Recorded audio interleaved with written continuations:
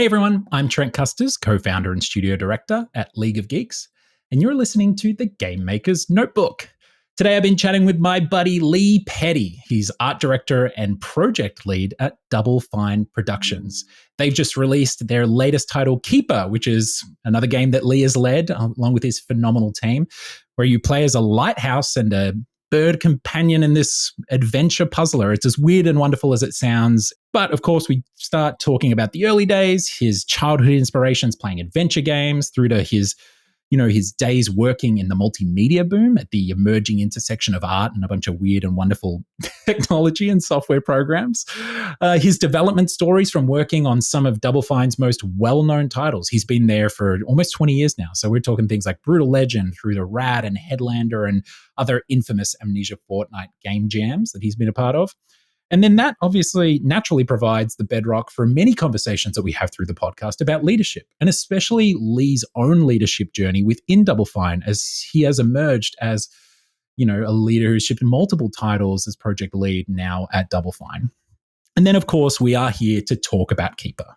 From creating a world that feels both alive and lonely, balancing emotional tones between the dark and light moments, and how Lee and his team know when to hold you in the darkness and let you up for air and the tools they use, and how the team ultimately really just made us care about characters in a game with no dialogue whatsoever. Without further ado, here is Lee Petty, project lead and art director at Double Fine Productions.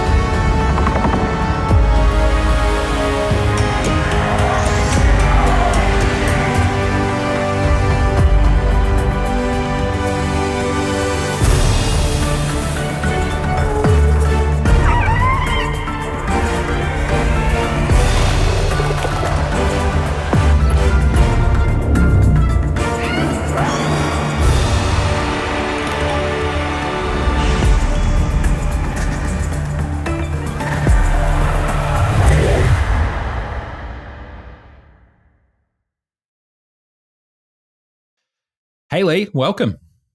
Hey, thanks for having me. Of course, man. Such a pleasure. I've been a lighthouse for the past few nights.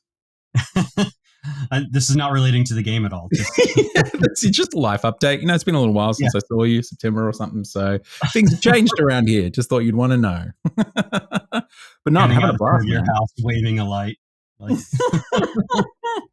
Yeah, we got weird kinks in Australia. We got everyone distracted with the spiders and the poisonous things, but they're not asking the real questions about what's going on down here. That's right. I'm glad to enable that side of yourself. Thank you so much. Feel very seen. We always talk about representation being important, and here I am, very seen. But hey, I'm having a blast, dude. It's a wonderful, wonderful game. So thank you. Oh, awesome. Thank you so much. We're going to spend a bunch of time talking about it, but as I usually do, we're going to rewind all the way back to the very beginning, to little Lee.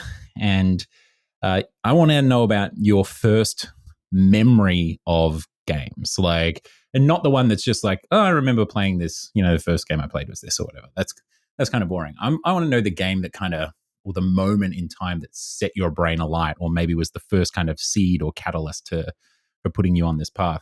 Does any kind of landmark memory like that stick out for you? Yeah, I mean, I got a few, I think. Yeah. Hit me, we got time.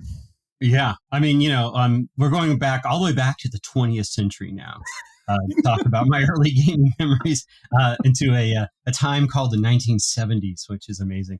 Love it. Yeah, my dad was kind of a big nerd at heart, and he brought home an Atari 2600, and of course, I remember playing a bunch of games on that, and shortly after that, I mean, a few years after that, my mom decided computers are the way of the future, so she bought me an Atari 800. And I learned to do like programming and stuff, but also a lot of games. So some of my earliest memories of games that like excited me are on those two platforms.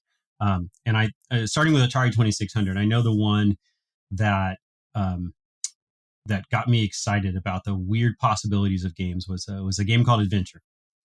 And it was like, and you were these little, you were a little square, you're a little square, and you're fighting dragons with your little arrow. And I remember, I don't remember how I found out about this because this was sort of pre-popular internet days. But at some point, might have been my dad, or I was reading like Byte magazine or something like that. Yeah. There was this idea that like, oh, if you went this place in the maze, you'd pick up this invisible dot, and you would know there was an invisible dot because it would beep, it'd make a sound. And then if you went to a different part and you plugged in the invisible dot into a wall, it opens up a secret passageway, and you went through it, and it was just the creator's name, just like with glowing text. It was like the first Easter egg I remember. And it was like this weird peek behind the scenes that made me aware at a really young age that like humans made this. Like, that there was a creator. Yeah. It was like a signature, but it was like cool. Yeah. It wasn't it was like you had to go on a journey to find it. Yeah. And I just remember that like, somehow that just, really affected me. And I remember, years later, another early memory that got me inspired that I still think about these days is I was playing this game called, I always get the name slightly wrong, but it's like The Return of Heracles. And it was made by, I don't remember who made it. It's a computer game. They had made, their first game was based on Alibaba. And it was like this sort of tales of that. And I never played that, but this one was based on Greek mythology. So when you started the game, you could pick which character you wanted to play. And I think there were just a couple options, but after playing through the game, you'd get more options. So you could, most people like Hercules or Heracles. And I remember playing that. And, in the case of Heracles, you start out playing like you're just a baby. There's like a sentence or two about the hero, about this myth that would scroll on the screen, Blade Runner style or something. And then, suddenly you're just like this little baby, and there are snakes coming at you. And if you didn't grab the snakes and strangle them to death, they would bite you, and you die, your game was over. You just died, and then you get to restart. And so they didn't tell you, there was no tutorial. I was just like, and it wasn't until many years later, when I was a little older, that I read the actual sort of myth of Hercules and realized that was part of it, right? Yeah, right. And then they advanced, and the way the game worked is you'd move between these different screens. So you just kind of get to the edge of a screen, and then would cut to a different screen. But it was like you're creating this whole world. And I remember at one point, I went through, and so you have to kind of like, when you go into a screen, some of them were kind of blank, but some of them just had like NPCs going around doing their own thing. So it kind of felt like they had their own life. It was the first time I felt like they just were doing stuff, and I was wandering into their scenes. And if you interacted with them, they would, I think sometimes you'd fight them, or they'd talk to you and give you some bits of myth. And eventually you had this little arc you had to find for your hero, and you'd complete it. Well, at one point I remember going through, when I was first playing, I went through, and it was like this sort of forest area, and there was a lake in the middle of it. And there was just there was no one at the lake. There's nothing going on. But then there was like a stag. I saw a stag moving around, a little stag head. There's graphics are very simple. And then there was like a dog over here, or a wolf. I wasn't sure what it was. And then I went to the screen, did something, and I came back, and the dogs were chasing the stag, and they were like hunting it down. And it seemed to be kind of running some sort of like a life simulation, where trying to keep pixels away, and you'd get in a corner. And I was like, that's weird. I don't even know what that's for. Well, I played through that hero's arc. I picked a different hero. I went into that space, and I think you could do these in different orders. Yeah. That's how I remember it. And then Diana was bathing by the lake. And Right. of course, she's a pixel, right? She sees Yeah. me, and then she turns me into a stag for seeing her naked by the river. And then I Huh. was like, oh shit, I know what those dogs are for. And then the dog started chasing me, right? Like I had seen the scene in a different context, and they chased me down and killed me as a stag, How you know? awesome. And I was like, wow, like that whole game just, I was just, it felt like the first time I was like, they were, I don't know, it felt, I don't know if it really was, but it felt like it could have happened or not, depending on how Mm, close I got to the lake. It wasn't part of the thing I had to do. The dogs weren't always in the exact same spot. And I'd seen the scene play out beforehand because I chose a different character. And mm. somehow like this, like that was so like I felt like I was in a world for the first time, I think is how I remember it. Like I felt like I'm in this totally different world. Um, There's yeah, something those are really there's something really interesting about that, especially as an art director for so many years as well. You'll know this very well. It's like the visual fidelity and everything that we push in games and the scope and scale of them. But sometimes it's just like thinking about hearing that story reminds me how simple some of these illusions can be, yet how powerful the effect and the Mhm. impact of them can be on us. Like you say, Diana's a pixel. We're back at 20, 30 years ago or whatever, playing this game. And it's just like this simple routine, but the way that you experience it and the illusion that it casts upon you is just almost as impactful as, or just as impactful as what we're experiencing today with all our big bucks and our many, many tries. Yeah. Yeah, Really I think special. there's something too about that era where there were fewer games in the market, but um, I think it was more about, like Tim Schafer and I sometimes talk about this. Like you would get like this was the game you got that summer. Like this is the Yeah. one game your parents could afford, and you're just stuck with it for 3 months when you weren't in school. And so it didn't matter on some level how hard it was or how like Mm. confusing it might be, or like no real concepts of like player affordances or tutorials or anything like that, because you worked your way through it, and that was you had no choice. But it also meant that it just kind of uncovered a different experience. That was I'm really glad I had. In retrospect, I'm really glad I had an experience where you just like kept returning to this game or whatever game it was. Text adventures were another one I played a lot of uh, All at right. the Any time, that and stand those out were to you? uh, yeah, there was one that I remember really liking. So I was a big Douglas Adams fan, so I played the Hitchhiker's Guide to the Galaxy Cool. one. But Yeah. the one that stuck with me was one called Suspended. Right. And Suspended was this. It came in this game box, and I remember the box, and it had like a plastic death mask of a person. Like it looked like they had taken a face of I someone, thought and it you was meant there was they gave you a plastic death mask in the box as well. no, no. Like yeah, no. Yeah. It just kind of looked like a casting of Right. someone's Gotcha. face in Yeah. plastic. And then when you start playing the game, you're a robot, right? So you're a Mhm. robot, and you're in this what sort of like describes, again, it's all text adventure. So you're imagining what it looks like, and Mhm. you can go north, inspect this, or grab this, or use this on that sort of stuff. And at one point, I'm trying to figure out like you know you're I can't remember if you're partly broken or the whole, I think the whole area is broken. You're trying to repair it, Mhm. and you are sometimes finding parts, and there's a lot of hints about like, well, you need to find another robot type of thing. Yeah. And at one point I decided to like pull open a panel on the wall. I don't remember how I led to there. And then it starts describing this robot, which is unlike any robot you've ever seen before, right? And it's like, oh, it's got these cables, and it's got these really advanced manipulators that like are jointed, and they go down, and they have five smaller manipulators on the tip of it. And you're describing all this thing, and it says it looks like it's like plugged in. So it's like fastened. So I unplugged it so I could, move it. And I killed myself because what it was describing was the robot's point of view of what a human looked like. You were in suspended animation in the wall as the character, right? And you were seeing through the robot's eyes like some sort of telepresence.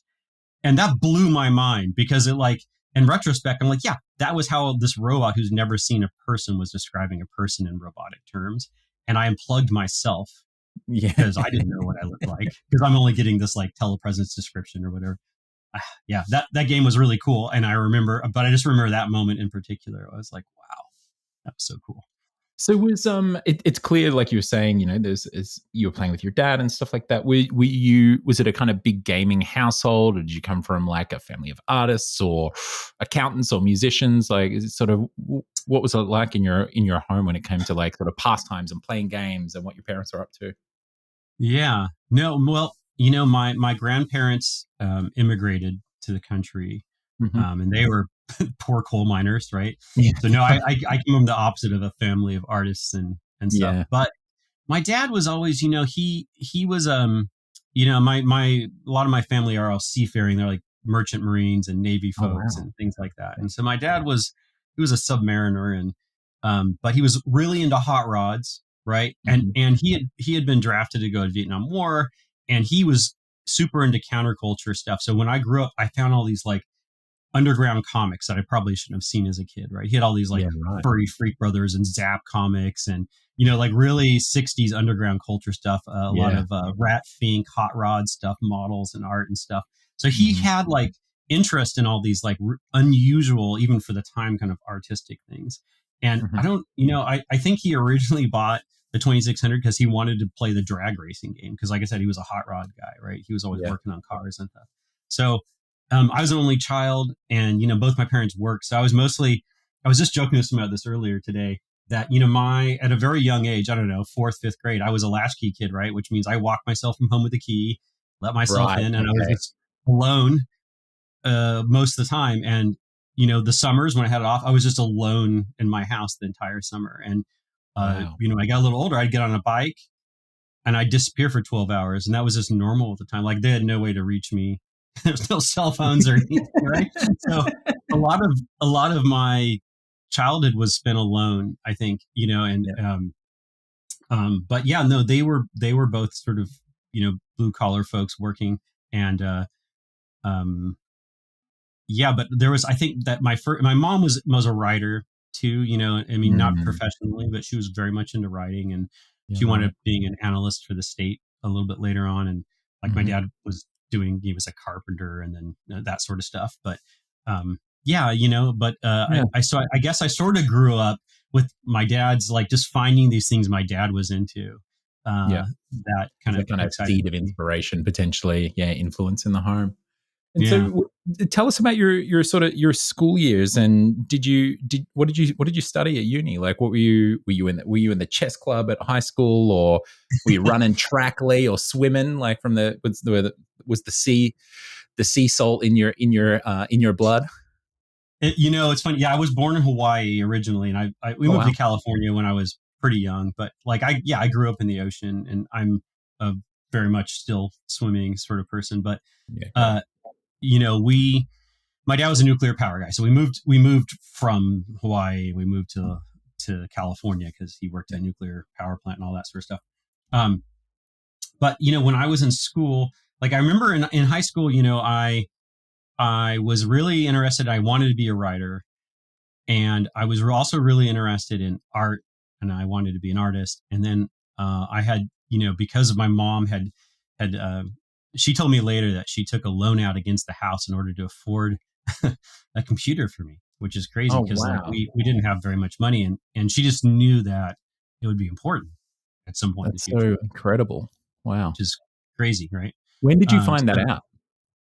a number of years ago, we were just talking about stuff, and I realized how little money we had growing up, and I was like, "How did we get a computer?" Because that was like $2,000 in like 1982, which is like stupid amount of money, Yeah. And she was like, "Well, did this and stuff," and I and Incredible. I actually just that even reminded me. I remember at one point, my dad, there was a college continuation course, which is like something they do on weekends sometimes for adults, and there was one in computer programming, and my dad talked to the professor and asked if I could go, and I was 8 or 10, and they said, okay, well, you can join, but you have to be here with them.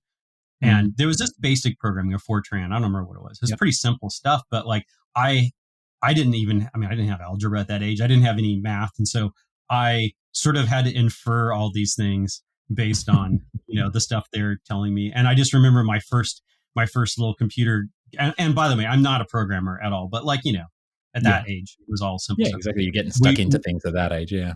Yeah, I remember the first thing I created was a nuclear war simulator, which was like Super Mario War. It's just like, it was, I think probably because the movie War Games is out and you type in prompts and anything you typed in would still result in nuclear war.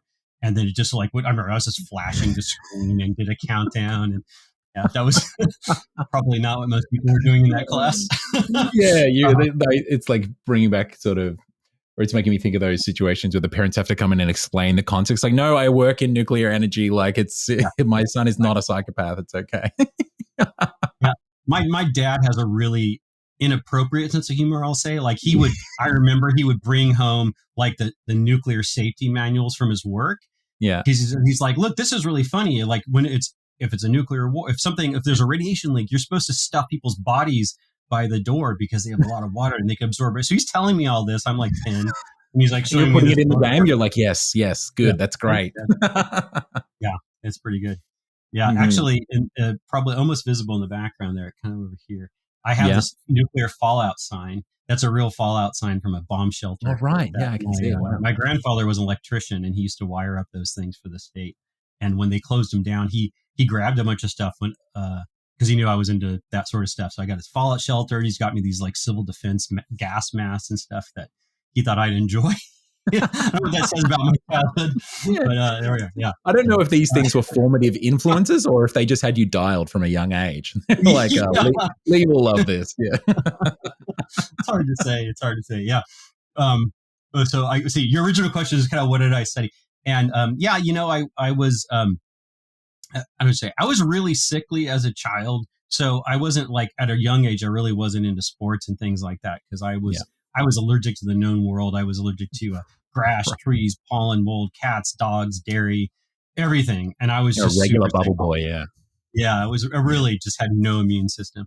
Um, and it wasn't until but by the time I started getting in high school, I started doing more physical things. I used to race BMX, and my dad Oh, cool. got me into martial arts and wrestling and all that sort of stuff. I did for a while, but my heart really was like I just wanted to come home and create. I think is what I did most of the time. So Yeah. Right. writing or art. And when I eventually went to university, I went in and got a degree in painting and drawing. I was sort of like kind of torn between which path to follow, but um, I decided, and I didn't like computers weren't really a thing. I mean, I took a little bit of computer stuff just to fulfill a math requirement because I found it more interesting, but I didn't Yeah. really, it never occurred to me that there was any intersection of art and writing and computers that I would be interested in doing at the time. Interesting. Yeah. Was that because you kind of just hadn't thought that much about like how the games are coming together, or that there were people in these roles that you kind of didn't identify with? I know that was the thing for me is I didn't identify as a programmer, and that's all I thought. I just thought programmers made games. I didn't understand that Mm-hmm. there even were writers or a thing called a game designer. And when I sort Yeah. of realized that, I remember reading an article or watching a video, I was like, oh, okay, this place can be for me.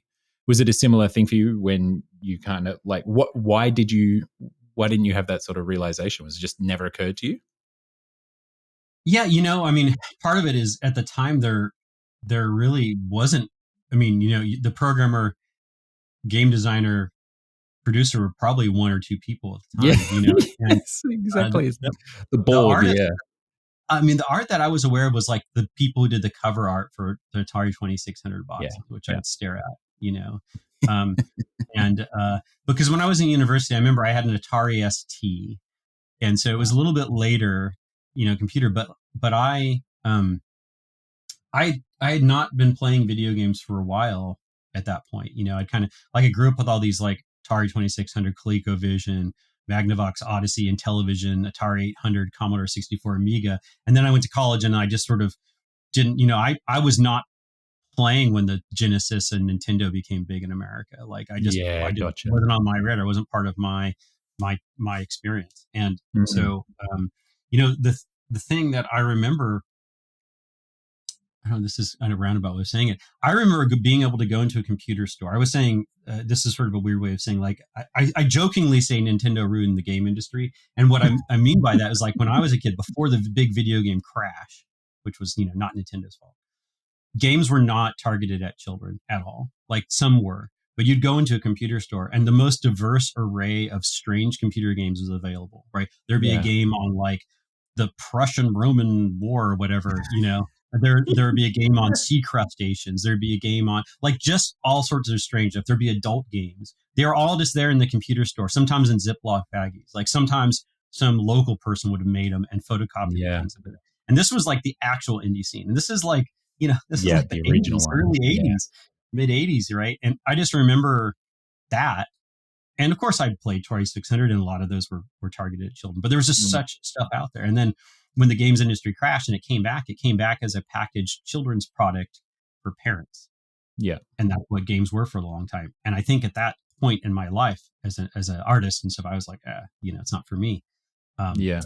I kind of moved away from it a little bit. And Interesting. you know, and you know, there's still computer games and stuff out there as well.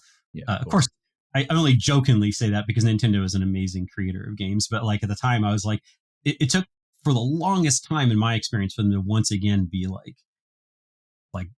uh, targeting all sorts of different folks, you know, for all different sorts of folks, not just for kids. Yeah, And for sure. It almost took like in a large way. Obviously, there is, you know, and I know you know this, but obviously there's like a game here and there that are doing things, and there's still interesting stuff. Or there's a tiny indie scene, but it really took that indie renaissance and the democratization of like Mhm. development, really in like the late 2000s, to smash that wide open and bring in all those new voices again that, you know, Yeah, gave us all the games that were happening at that time. You know, I know you were all doing Amnesia Fortnite, you know, around a similar time and stuff like that. It's incredible what how like just how rapidly the diversity of titles and experiences on offer came around. You know, it was really really cool. So yeah. you were studying. Sorry, go. No, no, no. I just, it just reminded me. I just thought of this other. This will probably like. I think I'm outside the statute of limitations. So I can't be arrested for this. But I do remember when I was in like high school as a freshman or sophomore, so like 14, 15. I remember downloading illegal software, pirated software on bulletin board systems from Europe in different languages, like Amiga games and Atari Right. ST games. And I didn't know. I'd never heard of these games, and Yeah. I didn't have any instructions. They weren't even in my language. A lot of them were in French or German. And I Hmm. remember playing these games and what a strange like path of discovery to even figure out what the rules were, how it worked, or what the game was. And I just remember that being like probably so different than if you bought the game and knew what it was about and read. Of course, back then people read the actual instructions and they weren't in the game. The tutorials were the book. You know, Yeah. I I remember, but I just remember that, and I didn't even know what the game would be about. And I love that idea of going in blind.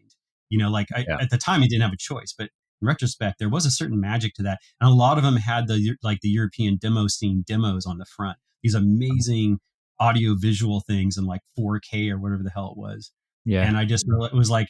And I was like, what is this strange subculture? Who are these people? You know, this is when you start saying like, why didn't I think about going into games, or did I not? I was like, I didn't know who they were. I didn't know where they came from. I never heard of Yeah. a lot of these companies, you know? And Yeah. yeah, anyways, I just had that memory when we were talking. I hadn't thought about that in a long time. Yeah, wow. Yeah, we had a thriving demo scene in Australia as well, and it's interesting. I wasn't aware of it when, you know, it was around the similar time that you're talking about, when it was really popping off here. But I was the chair of Australia's sort of like largest independent games festival out here, and, you know, it's not just like a festival. At one point of the year, we would do other events and everything, and it was our 10th anniversary, and we did like a 10 years of free play. That's the name of the festival. And in the research for that, I worked with a games historian and academic out here called Dr. Helen Stuckey, and she's just incredible.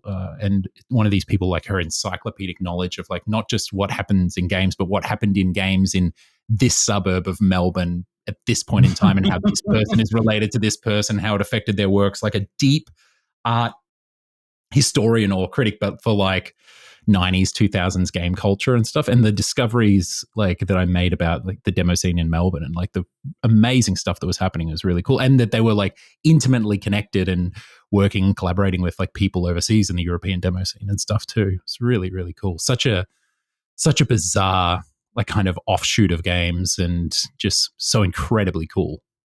Yeah, Incredibly cool. it's, and I know I never really connected with any of those folks, but I just remember being inspired by those maybe as much as the game itself. You know, they're so cool. They're so cool. So you're studying painting and drawing. So is that like a fine arts degree, or like Mhm. was it? Yeah, okay. And when you're doing that, what are you thinking, Lee? Like, are you? It sounds like Yeah. what are you Now you thinking? sound like my family. What are you No, I mean, like, what are your? Are you doing it with any kind of intention? Are you just doing it because like that's where you're at that point in time, and you'll figure things out after that, or did you have a plan? Or kind of, are you the kind of person to sort of lay down a plan in front of you? Give us a little bit of like sort of where you're at that point in time about thinking about your life and sort of where you're heading. Yeah. Yeah, my mom would probably say that I always had a plan, but I really didn't feel like it. I went to college and I was like, I'm really interested in this, and my family was very encouraging. I was the first person in my entire family to go to college, and so they Awesome. were really Cool. supportive. and Yeah. and and they were like, okay, well, just do what you want to do. My mom Yeah. tells me later that she knew I would figure out a way to be successful, but I didn't feel that way. I still don't really feel that way, Yeah. but I Right. especially didn't feel that way then. And I was like, well, I kept trying in my mind, like, well, if I learn to live really leanly, maybe I can just be a fine artist. Maybe I can do fine art. And that was really because I kind of went in thinking I would transfer to the graphic design or illustration program. And the way this college worked is that you would go in as an art major, and then you'd have about halfway through, you'd do a portfolio review to apply to like the upper division classes with that focus. And what I discovered along the way, well, first of all, I'm terrible about taking, I'm terrible. I'm probably a terrible student in some ways because I feel like I didn't listen enough. Maybe everyone feels that way when you look back at that age, but like I saw the illustration folks, and there were some amazing, talented people, but they were I say just, they were just drawing. And I was like, I really wanted to paint. And I realized that an illustration degree at the time and was all about drawing. Now that would have I probably benefited me because I probably would have been stronger in my fundamentals. But I was just Yeah. so Right. seduced by the idea of color and painting that I just said, Mm. fuck it. I'm just gonna get a degree in painting and drawing, and not pursue illustration, which have been the reasonable thing to do. I would have like possibly come out with some hireable skills, Yeah. and Yeah. then That's it. and then I went into like the painting program, and I liked it, but what I realized, I mainly liked it because I was really bad about listening to authority, which is probably still true. But I realized that's why I liked it, because they kind of let you do whatever you wanted as long as you had like a project. And I always had a million ideas, but but what I realized is that I wasn't, I could have been a much better painter if I'd gone Mm. with something that probably had a little stronger bit of a program. It was a good program, but they were all aging modernists. So they were like, what Oh, is paint wow. even? Art is just paint on a canvas. And I will say that I did learn a different way of thinking about art conceptually from being in that program. But I think I Right. was also just like thirsty for like, okay, sure, but like, how the fuck do I mix linseed oil with a turpentine to like cut my paint? What's brush skill, and how do I blend colors? And that was like that. They were all like, "Well, just imagine the idea of painting." You're like, "Okay." So Yeah. it was like kind of a hard turn. So I really didn't have any plan. And then I graduated, and I was like, "Okay, I'm going to go to grad school because that's what everyone thinks they're going to do is no plan, right?" And this is not a dig on grad school, but I was just like, if I get an MFA, I had a BFA in painting and drawing. If I Yeah. got an MFA, it's like, oh, I could always teach. Not that I was ever really wanting to be a teacher, but if you're an actor or an artist musician, that Mm. probably you're going to wind up teaching to make ends meet. So I was like, all right, Yeah. I'll do that. And so I kind of like worked a bunch of crappy data entry jobs on computer stuff, because back then like no one knew computers, and they're like, do you have spreadsheet skills? I was like I remember what's a term they used to use, computer literate as a term, and literally that just meant you didn't run from the room crying when someone asked you to Yeah. use a computer. It was like pencil literate is like what, like could you hold a pencil and make marks? You're pencil literate. It was like Yeah. that level. That was the bar of difficulty for getting a job like that. And I was like, yeah, I can do that. I can do that. Yeah. So I wound up like writing macros for someone's Excel and Word Perfect stuff at an office. That was my job. But I would do that for like 6 hours a day, and this paint all the rest of the time. Wow. I didn't get into grad school, and then I talked to my professors. I was like, what happened? They're like, well, we don't accept any students from the same school, so you need to go elsewhere, and they don't want to accept people if you're in a year or two of graduating because you probably haven't figured out that you really want to do it. I was like, Mm. yeah, and they were probably right. Um, they wanted me to have more life experience, I think, right? Which is Yeah. fair. Okay. But Yeah. it's hard to hear, Something to right? say on canvas, right? Yeah, yeah, yeah. Yeah. It's a little hard. It's a little hard to hear. Um, and around that time, so this was fun. So around that time, a friend of mine who, well, we were more like we were friends, but I barely knew him. He was from high school. He Mm, had gone to UC Berkeley and graduated a degree in computer programming. He was working at a company, and he remembered all the like art I used to do in high school and stuff, right. and maybe some stuff he had seen in college. And he was like, somehow he got a hold of me. I don't remember how, maybe through a mutual friend because I hadn't talked to him in years. And he's like, hey, Mm, um, he's like, Mike, this company I'm working at, they need like an animator for this children's DVD thing we're doing. And he's like, you should mm. apply because you're a really good artist. And I was like, thinking, I don't know how to animate. And I was like, okay. And he's like, yeah, you just need to know like Photoshop and bring some slides of your work in because that's what you used to carry on slides back in the day. Yeah. And you know Photoshop. And I was like, okay, yeah, sure, I know Photoshop. Now, of course, I'd never used No, of Photoshop, course not. Yeah. right? So my girlfriend at the time worked.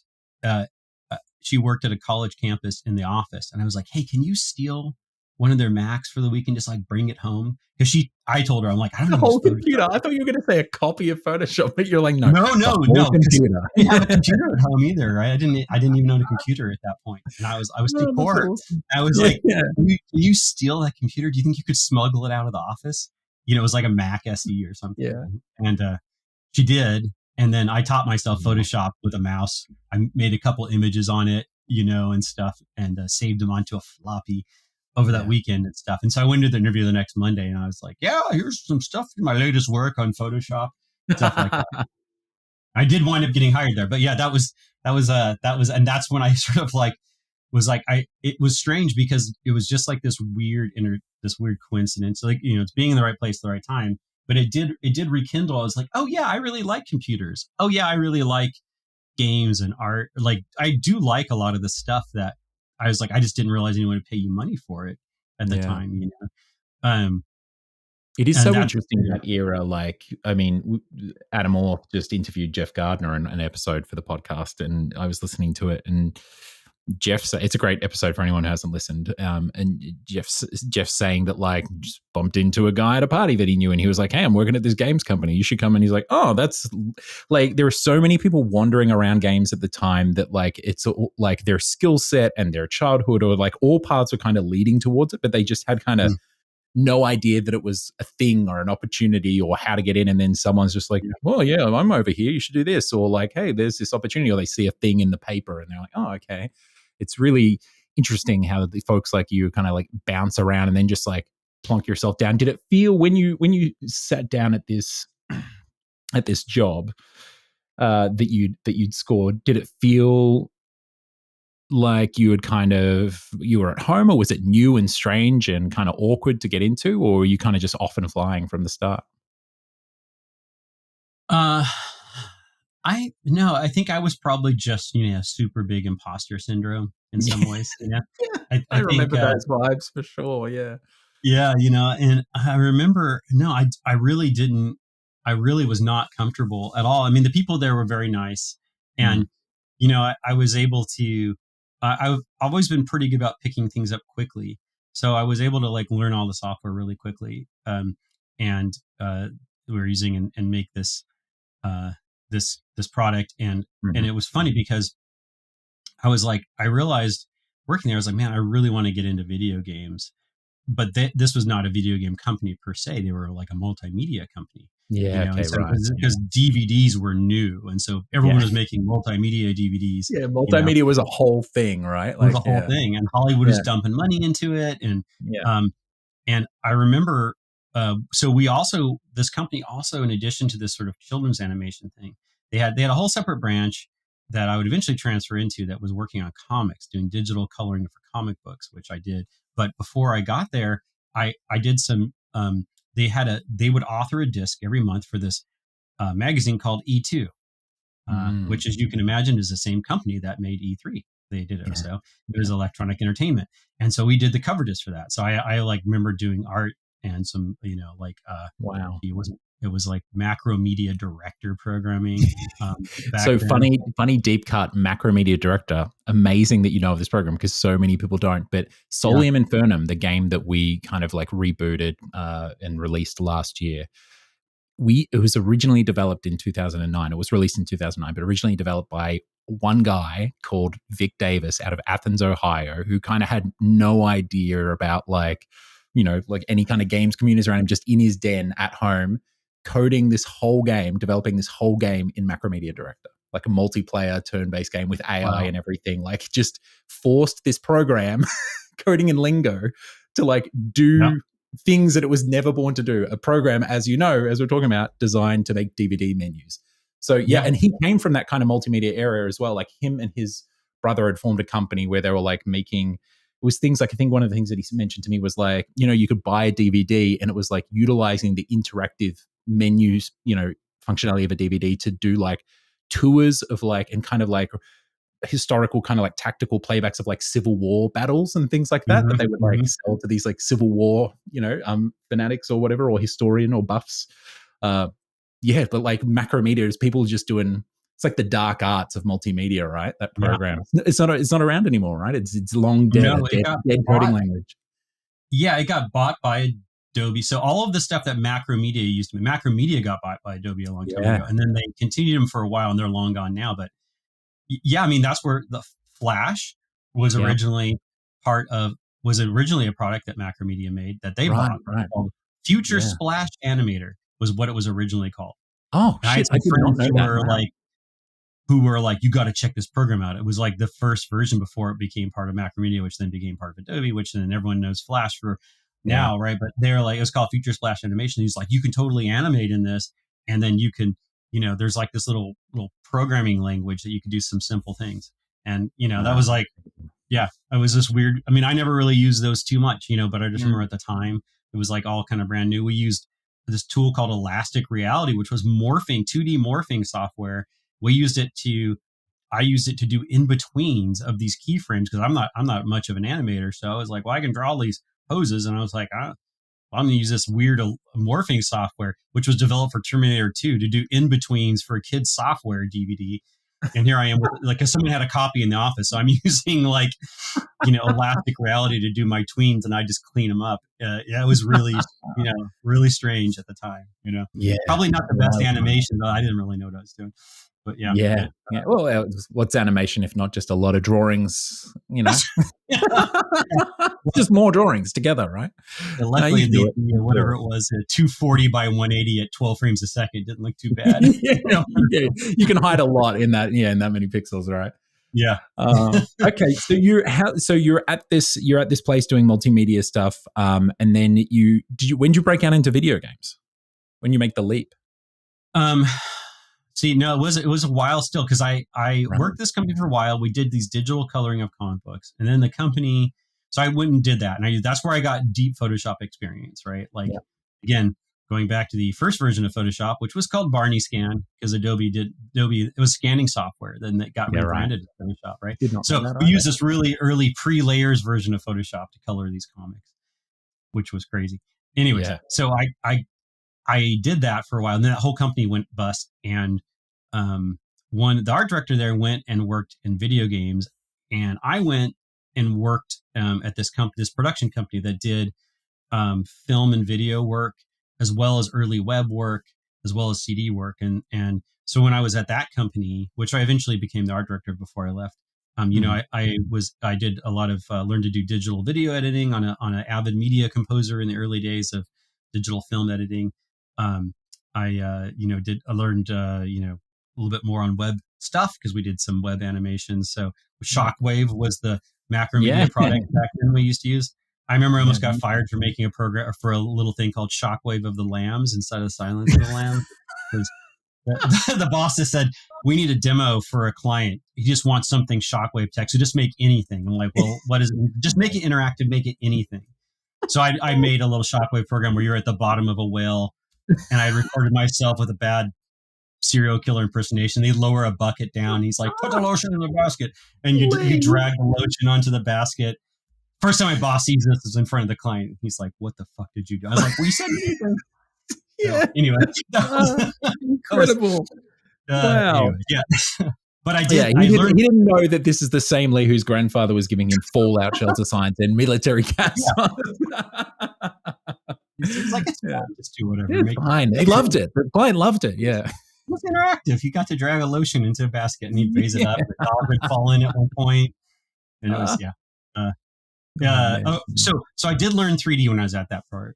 studio, Gotcha. because it was kind of new. Because before then it was all like SGI level, so you had to have special training. No one taught it at Yeah. schools, So, Yeah. but I did learn Autodesk there, Right. which is pre Studio Max, and so I learned that program because we had to do some motion graphic style rendering stuff.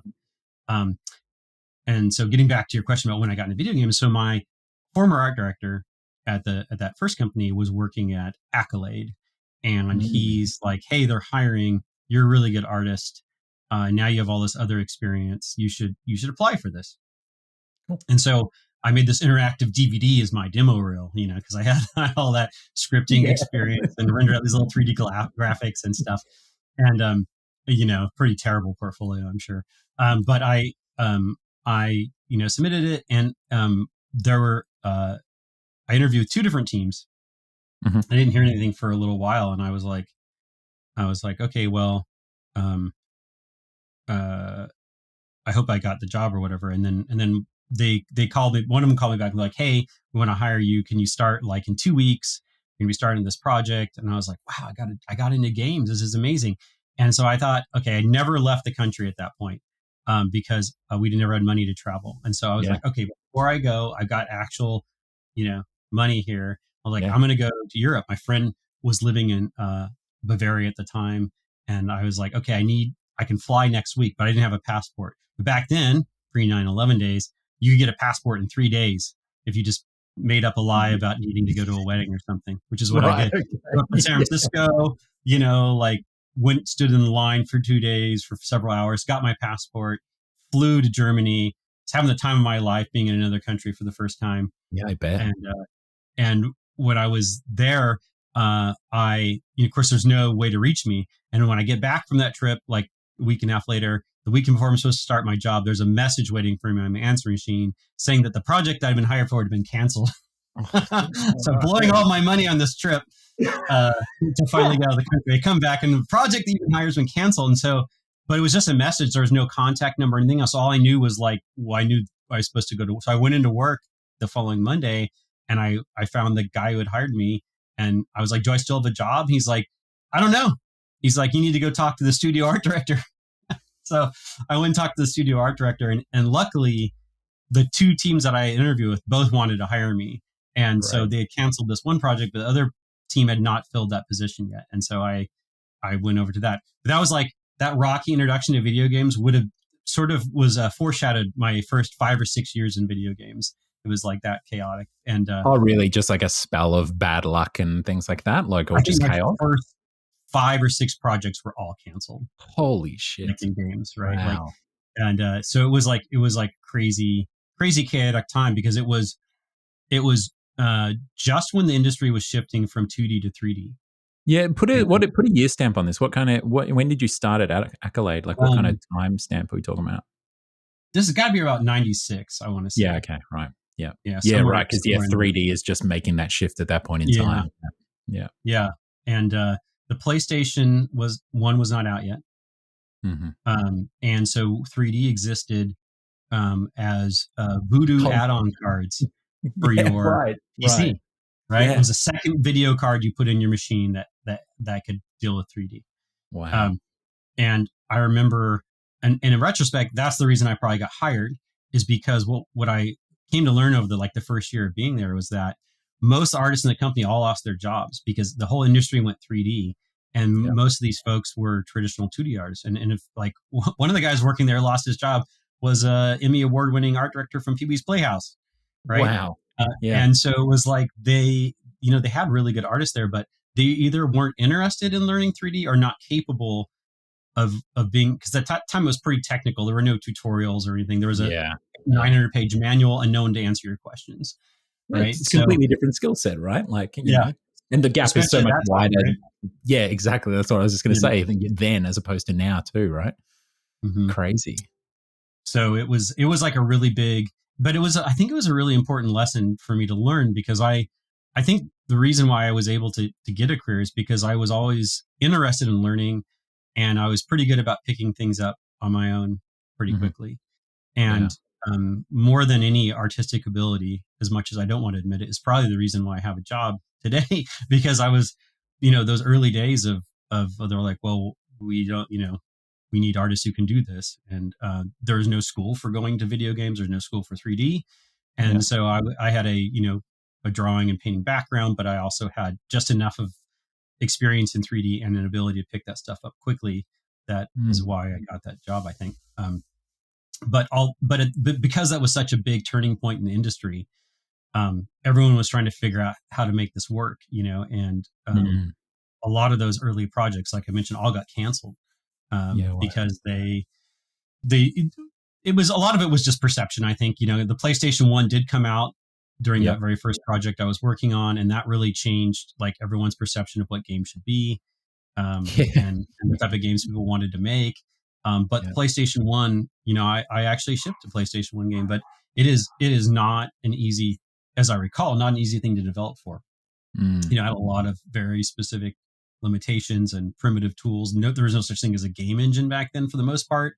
I mean, Yeah. it was around, so there was some people who made game engines, but usually at the studio it was like, we have a code base, and a programmer will hand import and integrate every asset into the Yeah. code, and then you Yeah. can see what Everyone's it looks rolling their like. own, right? Yeah. Yeah, basically. Yeah, Yeah. good luck Crazy. iterating. So yeah, it was yeah. Wow.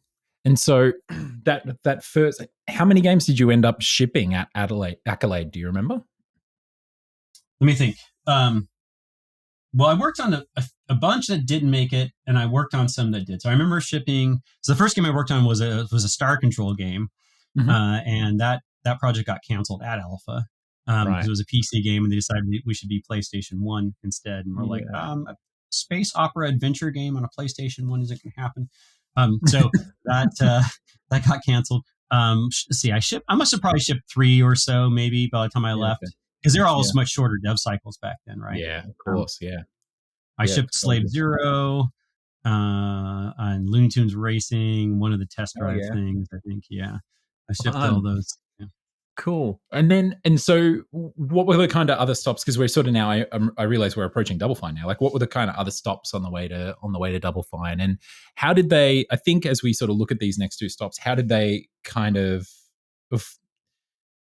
how did they help? I guess create the game developer that you went into Double Fine as? Like, do you remember any kind of formative lessons that you learned at your next couple of studios, of which I believe Crystal Dynamics was one as well, right? Like, Mm-hmm. what are the Yeah. things that you kind of picked up along the way that sort of put you in good stead to land at Double Fine? Yeah, that's yeah. So there was Accolade, and then after that, I co-founded a company that was around for a couple of years, and Oh, and your own company. yeah, That's yeah, we were awesome, called man. Circus Freak Studios was the name of our company, which Yeah, in retrospect is very not a Lee good way to Petty make name, business. yeah. But yeah, no, it's fine. It's fine. Uh, Love it.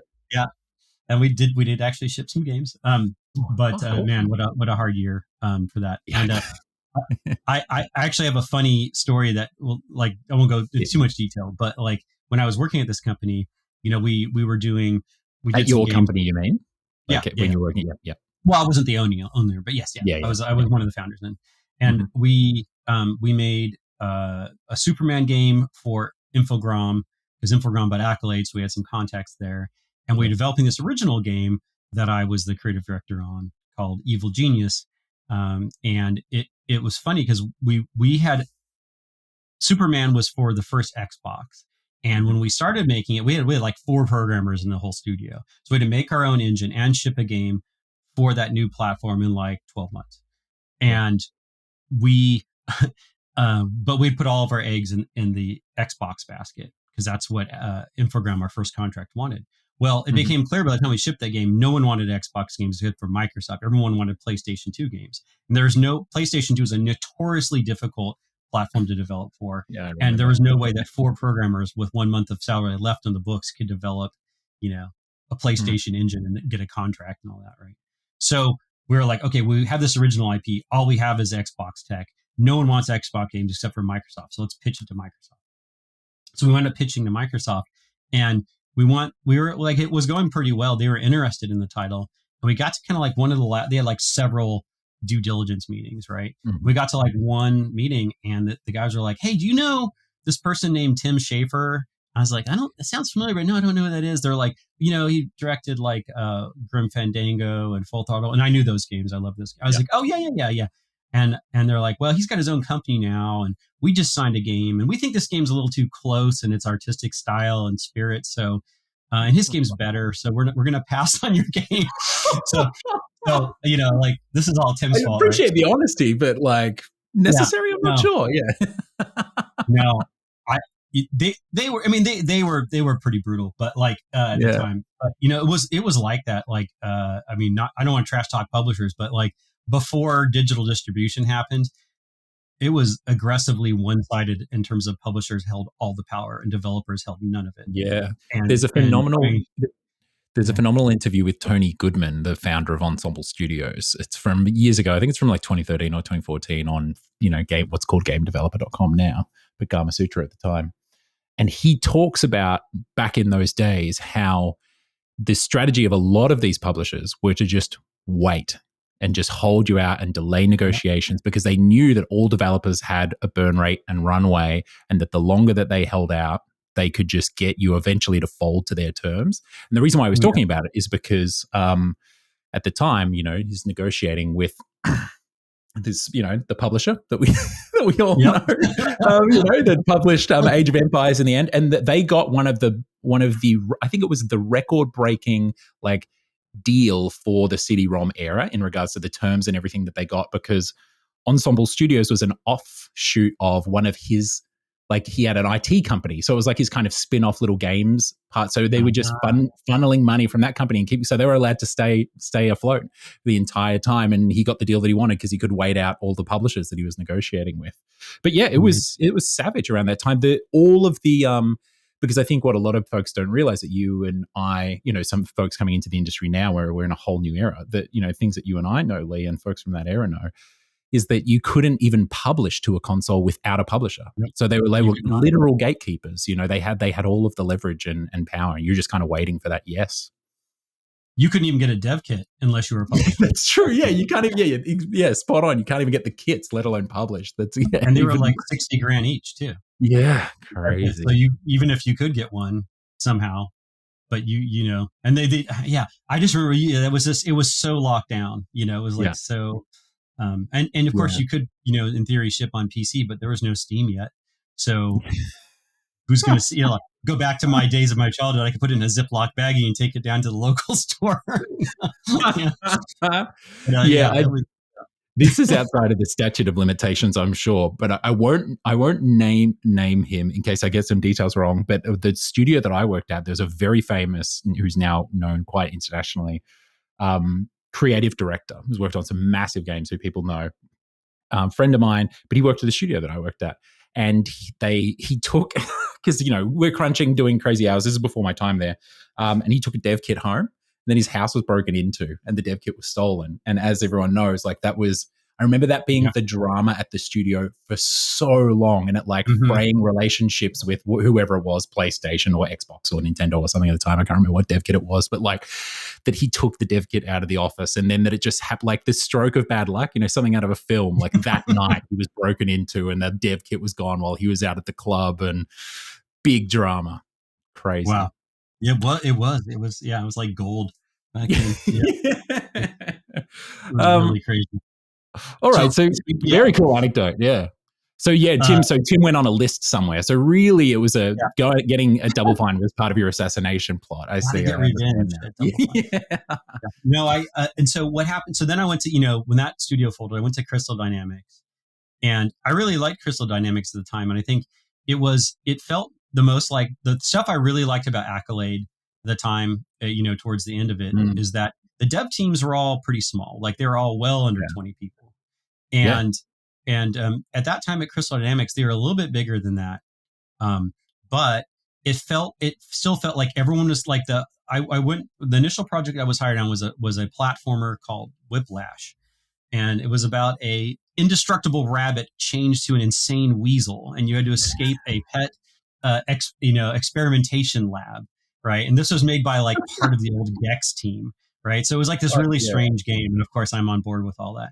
And I remember the thing I really liked when I interviewed there, because I interviewed a bunch of places like EA and 3DO at the time, and 3DO was working on the Four Horsemen, which seemed really cool and appealed to my heavy metal background, and EA was working on some really cool stuff too. But the reason why I went to Crystal Dynamics instead of those other two was when I looked at what the artists there were doing, they were all generalists. So the world art, like I was going to go into the environment team, and they were all building their own levels. They were doing some level design, working with the level designer. They're all building their own levels. They did their own concepts. They did their own texturing. They did their own lighting, even though it was like a little bit bigger team than the early days. And I was always really liked that holistic approach, just because I started as a generalist. You did all that stuff. Yeah. And so I was like, oh, this is the team for me in the studio. And I really liked my time there. And that as things went on, the team started getting bigger and bigger. That started to go away. But one thing I realized, from working at Circus Freak Studios, I feel like I got a lot of experience pitching, because I had to go out and pitch ideas for money. Right. Yeah. And that was like, I learned about the business a bit. And going to Crystal Dynamics, I was like, I really like being hands-on with all these different things.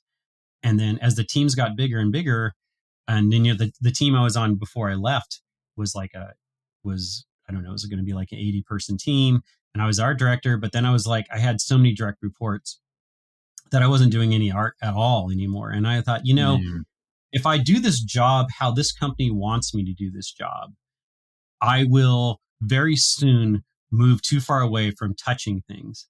And I realized about myself, one, I think, so just to go on a slight rant about art directors. Please, yeah. So like, if you're an art director nowadays, and even back then, this is, 20 years ago, the problem winds up being like, they want you to be in meetings all the day, mentor and guide people, as well as set the vision and all that, which is great. I understand why people want that.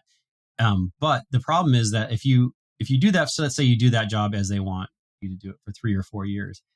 Okay, at that, you come out of that, and you have to go to another studio or something. The first thing they want to see is your portfolio. It doesn't matter that you've been an art director for 10, 15, 20 years. They're like, well, let's see all of your art. And you're like, okay, well, I haven't been doing that, right? Like, I've been doing this other stuff, and I still have... You're bringing the portfolio of everyone else's work. You're like, this is actually my work here. I've been directing all of these other people's work.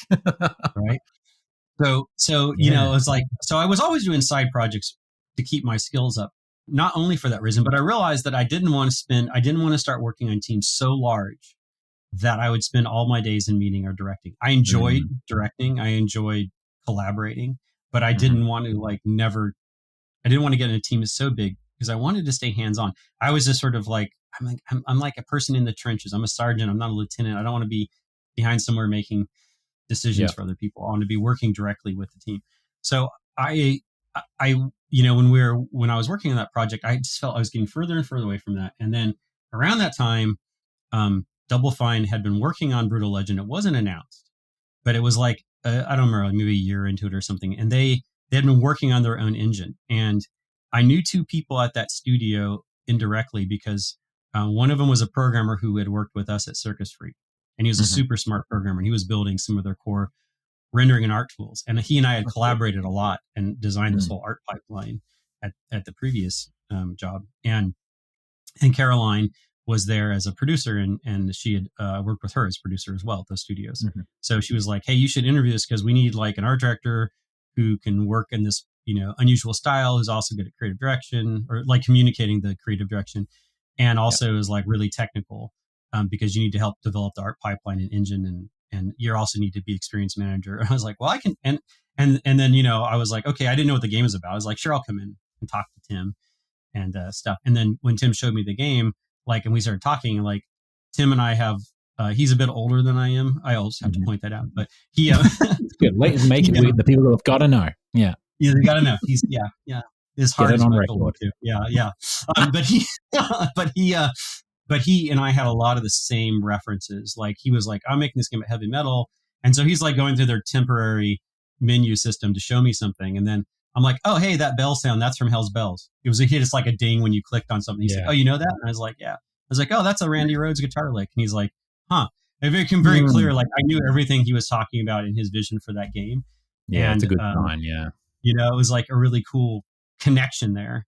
And, Yeah. I also had never worked at a studio where, other than co-running my own, but I didn't work at a studio where like the person running the studio was a creative person, not a production Oh, person or not a interesting. programmer or even just a designer. Not that I'm saying designers aren't creative, but I mean someone who was like kind of just outside the norm at that time. Yes. And Yeah. I was like, oh, okay, that's really cool. And I had really mixed feelings about leaving my other project because it was still going on, but I was becoming less and less happy there because Crystal Dynamics had been bought by SCI. That got by Square Enix while I was there, been bought twice. Mm. And I could sort of see the writing on the wall for that project, not because there was anything wrong with the project, but the whole studio, they were all, when you get bought twice and everyone's trying to cut costs and, Yeah. we weren't Tomb Raider, and Tomb It's Raider true. was the other thing they were trying to make. I was like, Right. Yeah. yeah. Yeah. Lara's in the Um, building. Yeah. so I decided to leave because my heart is in creating new worlds and original property. It's not in creating license. And I created plenty of licensed things. I know how to do it. I know how to do it well, but it's just not where my heart is. And so Hmm. I was like, I have this opportunity to go to Double Fine and work on this game that, that was still really early in development. And Yeah. so that's kind of how I wound up at Double Fine. Yeah.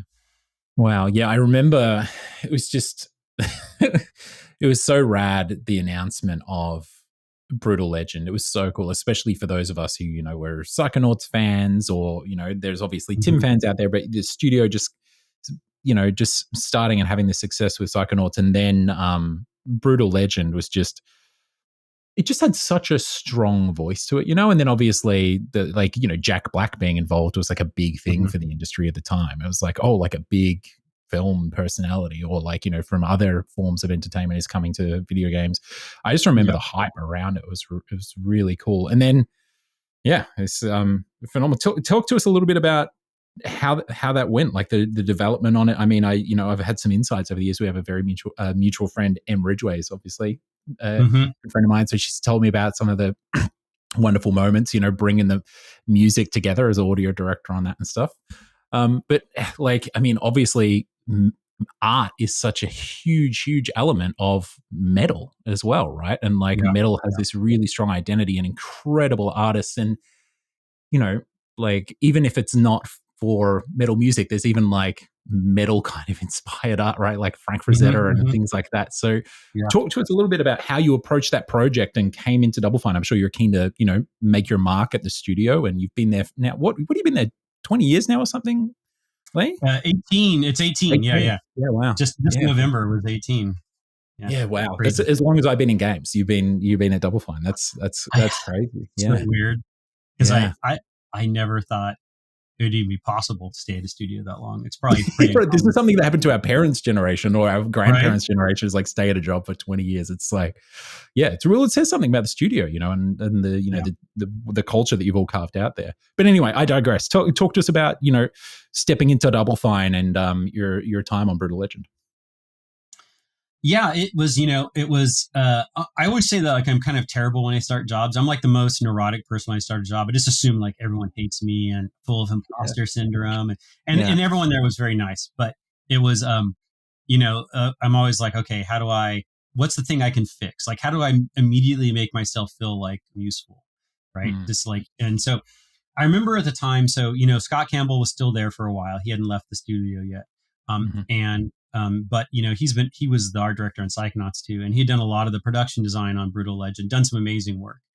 And they were kind of at this point where the engine was kind of almost done. They had done a lot of their early prototyping using Unreal 3 because it was the multiplayer stuff they started with.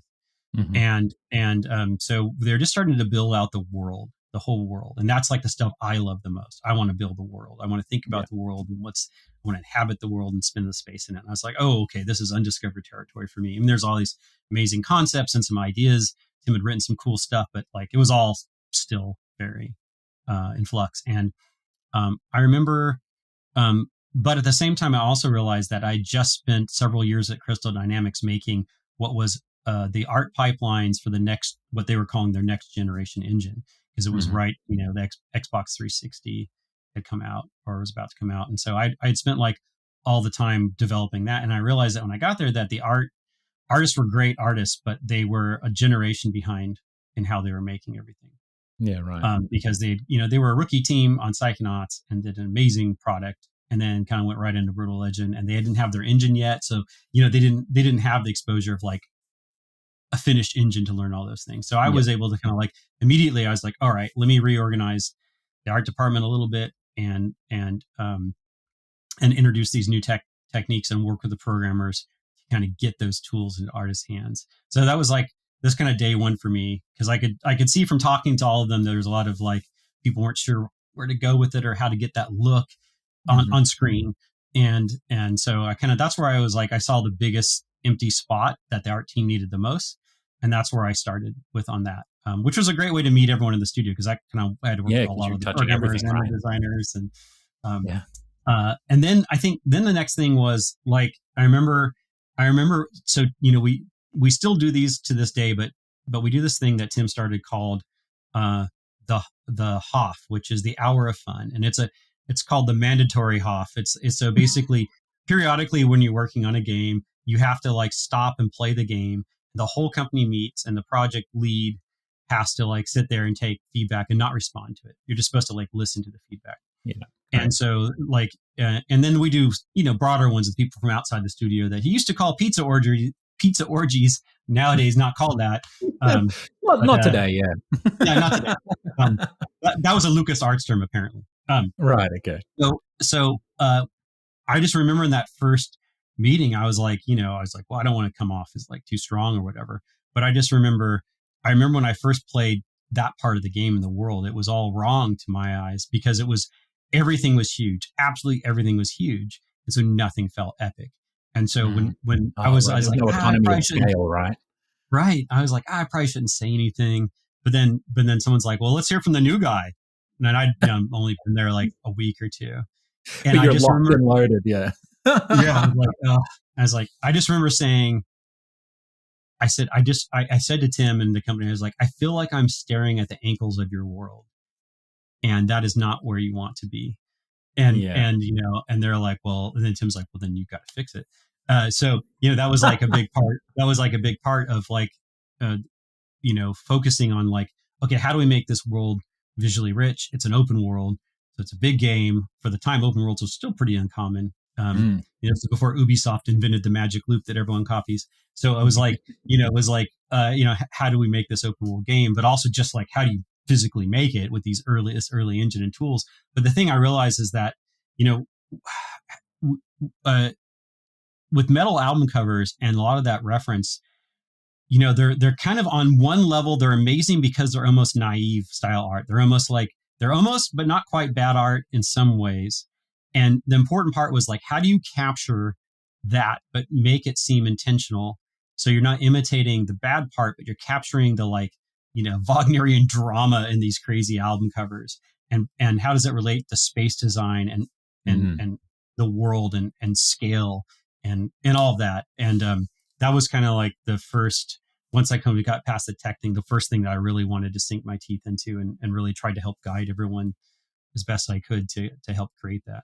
Yeah. Yeah. Wow. Yeah, such a singular project, even to this day. And even there is just so many genius strokes in the game, like the live action menu system at the start and the intro to the game. It's just, I remember I actually showed it to my partner Tiffany, because she's a production designer in film, and I don't know why, but it just came like shot into my mind when we were having a conversation. I was like, I gotta show you this thing. I pulled it up on YouTube and showed her a video of it. It's so rad. It's timeless. It's very, very cool. Great project. That was Tim had that idea. He's like, we got to do a live action thing.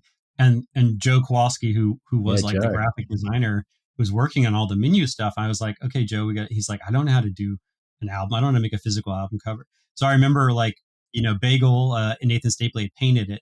And so I printed it all out and I spray mounted it. I made this album and I put registration marks in there for Joe so we could like match After Effects menuing and stuff later on, so we had Yeah. these registration marks in the art. And I remember, but Joe's the one who went down to LA to shoot it because he was going to have to make sure they get the shots. And I remember I was talking to Joe and he was like, I'm not sure if this is going to work, but it was like, he was really nervous about it because we hadn't really done anything like that. And, it's not like we're going to get a reshoot with Jack Black at this place later. Right. Just like a young Joe, like just given the job of getting down. You got a couple takes, buddy, make it happen. Yeah. But it was so fun. And it was interesting because EA was sort of trying to talk us out of doing it. Once we saw it, they're like, well, we've play tested the game and most people aren't aware there's a multiplayer thing. And we think this live action menu is getting in the way because you want to put it all in the start. And, and Tim and I were like, fuck off. We're like, no. You don't know. I'm pretty sure if someone buys a game, they're aware of what features it has. But anyways, we were like, we can't change this menu. Like we couldn't do that. And it was so cool. We just had to keep it, So that was a fun one. So something that obviously a lot of people, especially folks familiar with, Double Fine Adventure or have been, following the studio for a while, and, fans of the studio are obviously familiar with Amnesia Fortnight, right? Yeah. Maybe you can explain for our viewers what Amnesia Fortnight is. And also, I guess this is the segue into sort of asking you when that began and how that came about, because it's my understanding that this is kind of, this is one of the opportunities that this is one of the things that gave you an opportunity to sort of step forward at the studio as kind of like a project lead in a smaller form and everything. So what is Amnesia Fortnight? So Amnesia Fortnight originally started, its format's changed a bit over the years, but what it still is it's a 2-week game jam where the studio is all taken off the projects they're currently working on. 3 to 5 project leads are created through different processes at different times. They pitch games and then people sign up for the games they want to work on and we do a little bit of load balancing. And then you've got like 2 weeks to make as complete an experience as possible. And so that was the big difference, is it wasn't just a gameplay prototype. Like I always thought of it as it needs to capture the personality or a bit of the heart of what you want to make. So that means it needs audio. It's got to have some visuals. It's got to, presentation, whatever it is. It's not just about going deep on a mechanic. And so that was kind of the idea. And Tim, I think, was originally inspired by the idea. I don't remember the name of the director, but he had read about this director who did this on film. People were like getting exhausted from working on, it might have been Wong Kar-wai. I can't remember which director it was. It was like the crew was just like overloaded, and so they're like, we just spent some time. We took a break from the film and shot these shorts, and we just like had fun, and it rekindled our creativity. And went to the movie. So the idea was on these bigger, longer projects. This is when Tim first applied it. Was during Brutal Legend, and people have been not crunching, but like working hard on making an engine, trying to figure out the game, then pitching it, standing up these multiplayer mechanics. Yeah. And they did that as a break from Brutal Legend and then went back to it. And I missed that first game jam by a week. I started like a week or two after that very first. Okay, so it was already at the studio sort of when you arrived. Yeah, okay. The first one had been done. I participated in the second one going on. But like the first one, I'd missed. And for me, I had been told they did them. And I was really excited because I had been pitching a similar idea to the management at Crystal Dynamics. I was like, but in a different context. I was like, look, these smaller games are going to be a thing again. Like you can see digital distribution is coming up. I was like, you have all this underutilized people when a project is scoping down before another one ramps off and you're not laying everyone off, which is great. Thank you. But like you have these pockets of time. And I think the resistance from them, and this is just my inference, so it may not be the case, but the resistance in general was like they didn't want people to get too excited about doing something that hadn't been through the like marketing, vetting, management, studio stamp, because people could get demoralized if they don't let them make the game. And I was like, I think you just have this time you're just wasting anyways. Like if their skills are going to skyrocket, their creativity to go up, just tell them it's not going to be a real thing. I would still sign up for it any day. So they would never do it. And then I heard Double Fine was doing it when I was interviewing. I was like, I'm on board. Like that was actually a thing for me. I was like, I'm really excited about it. So I did the second one, which was I think it was right toward. I think it was. I don't remember if it was. We were still working on Brutal Legend. Or it was right at the end of it. It was in there, and back then it wasn't like we didn't have a documentary crew, so no one was filming it. It wasn't public. It was internal only. And Tim Yeah. just picked people he thought had whatever he was looking for to be a project lead. And Right. so he I guess appreciated the way I had art directed Brutal Legend. So he asked me to lead a project, and I was like, I've been talking to him about projects ever since I knew they were doing small games. I just anytime chance I was like, so Tim, I have this weird idea about this, blah blah blah blah, and so he knew I was thinking about those things, and so that's when I did stacking. Yeah. Was that, and that must have been, I know it's probably close to 2009, that particular game jam. Am I right And in saying that stacking was the first one to sort of ship out of Amnesia Fortnite, or was Costume Quest an Amnesia Fortnite game originally? Yeah, so Costume Quest and Stacking were both in the same Amnesia Fortnite. Right. Yeah. Tasha was the animation lead on Brutal Legend, and she pitched Costume Quest, and I was art director, and I pitched Stacking, and we did them in the same Amnesia Fortnite, and they both got signed at the same time for the same publisher, but Costume Quest was shipped earlier because I had. I don't know if I had a larger budget or they were staggered a bit or how it worked, but Yeah. we went up shipping a little different times, like 5 months or something, I think. Yeah. Right. Yeah, God, I love both of those games. I remember me and my partner at the time, we were Costume Quest sickos. We were playing it, nonstop. We had such a blast. It was really cool. Talk to me about, obviously you'd had your own studio and everything before, but you'd done the Amnesia Fortnite at this new studio that you've been working at for a little while now. But talk to me about these sort of, these formative years as a leader on these earlier, because then obviously there's Rad, and there's been Headlander, and there's been other things, right? But like these formative years of you as a leader at Double Fine, is there any kind of fundamental lessons or things that you learned or sort of right to fire that you kind of went through? Yeah, I mean, I think so many lessons always.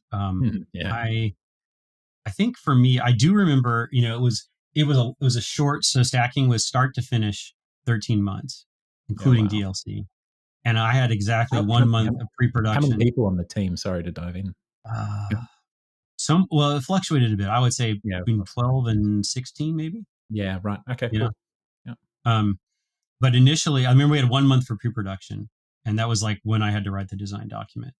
And it was just me and the lead programmer, I think, initially Yeah. during that 1 month, and then we were like, "And okay, you're rolling. Now there's milestones coming up."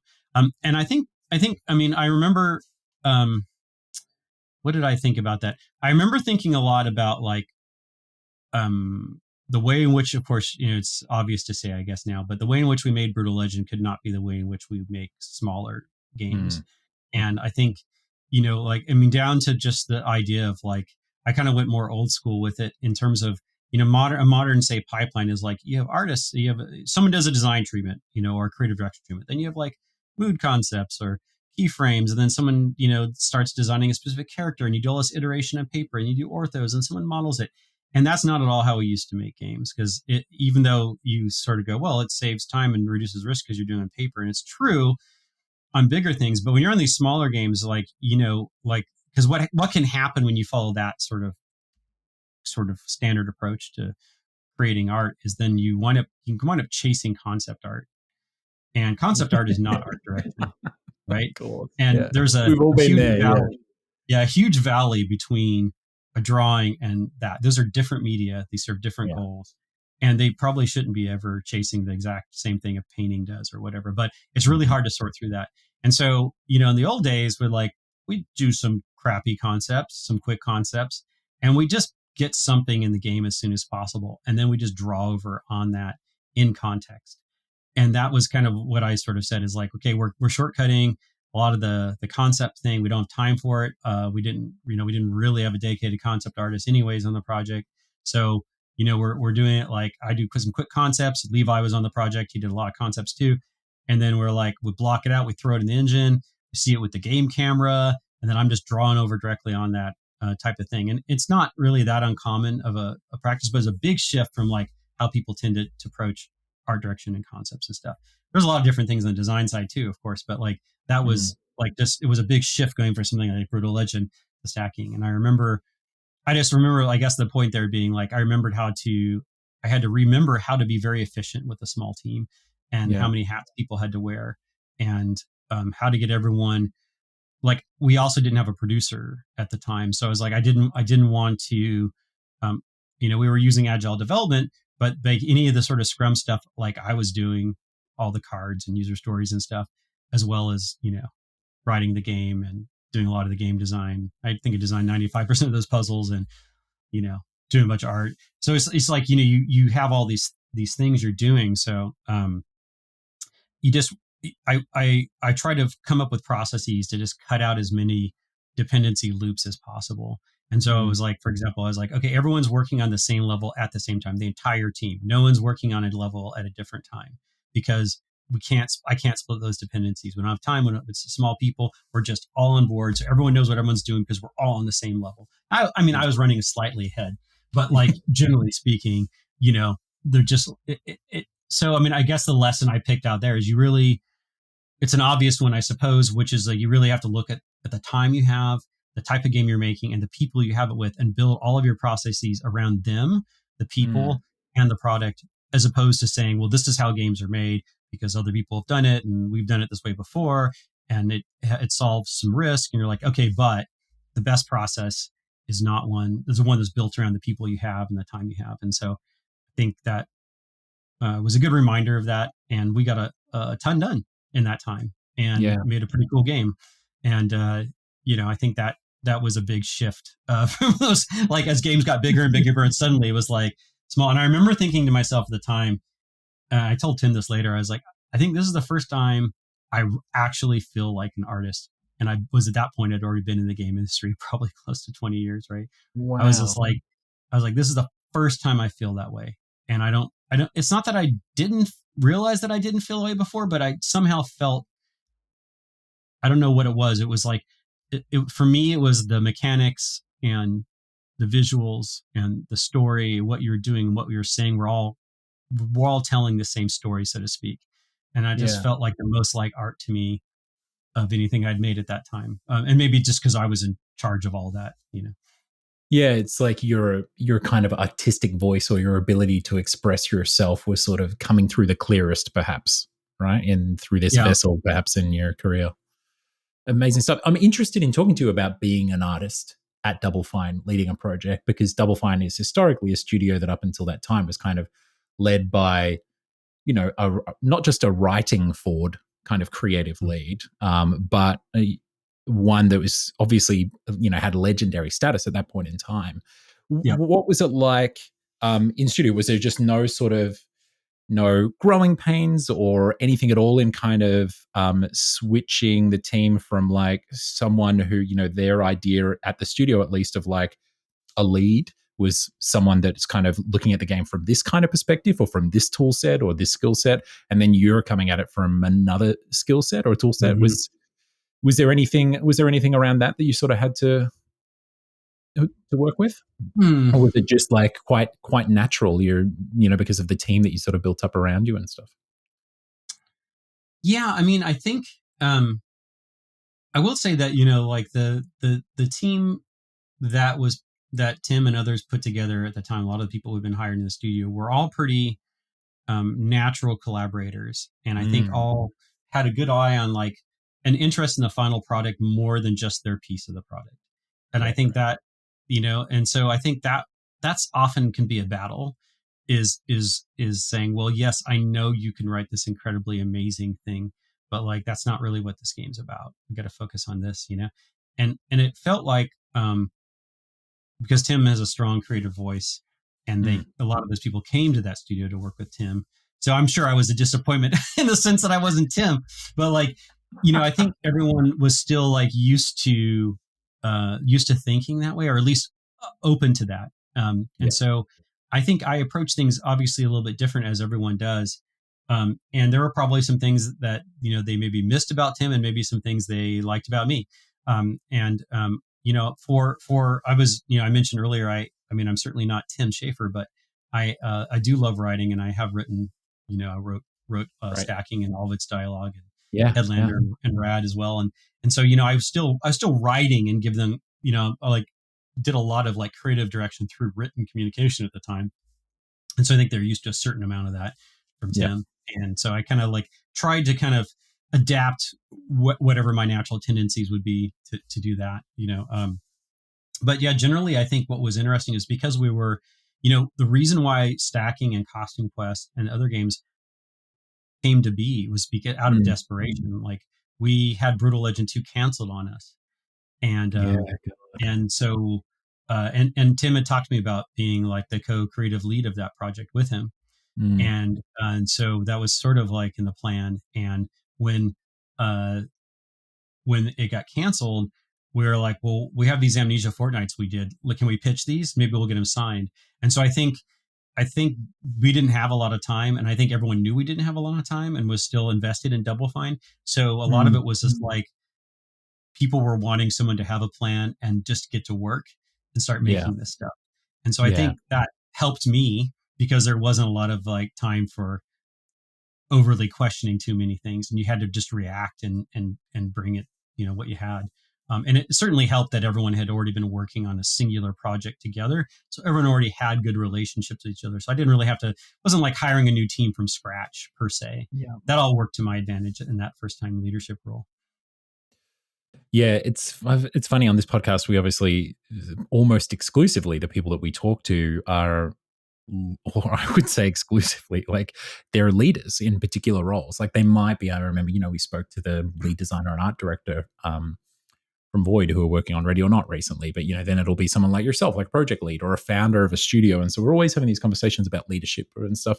But it's, it is interesting. I remember the first time in games that I encountered, because I always just wanted to like be a creative lead as well. Like I had things that I wanted to express, or I wanted to like get the best out of people and help facilitate and empower others and kind of, lead the charge on that. I always had an idea of like the direction that we could be going in if someone else didn't.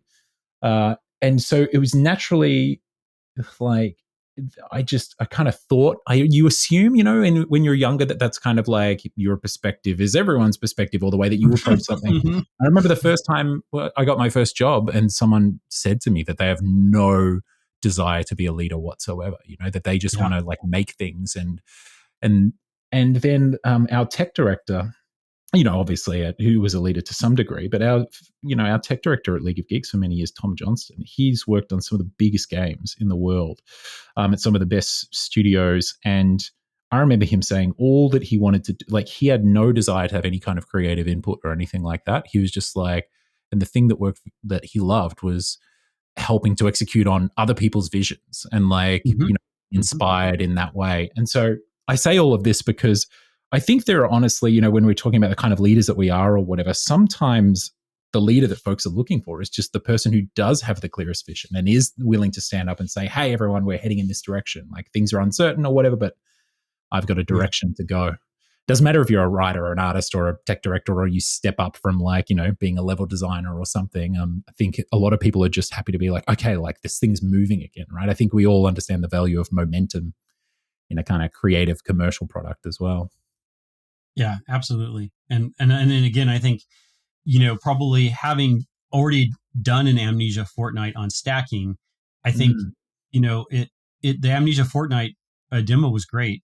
And it people understood a little bit about the vision behind the game because Amnesia Fortnight kind of forces you to try and create a whole little slice, if you will, of what yeah. that game could be in that time frame. And in fact, we even use some form of the initial puzzles from Amnesia 4 in the final game because we were so short on time. I mean, they changed a bit, but like, you know, um, Yeah, and yeah, use what you got, right?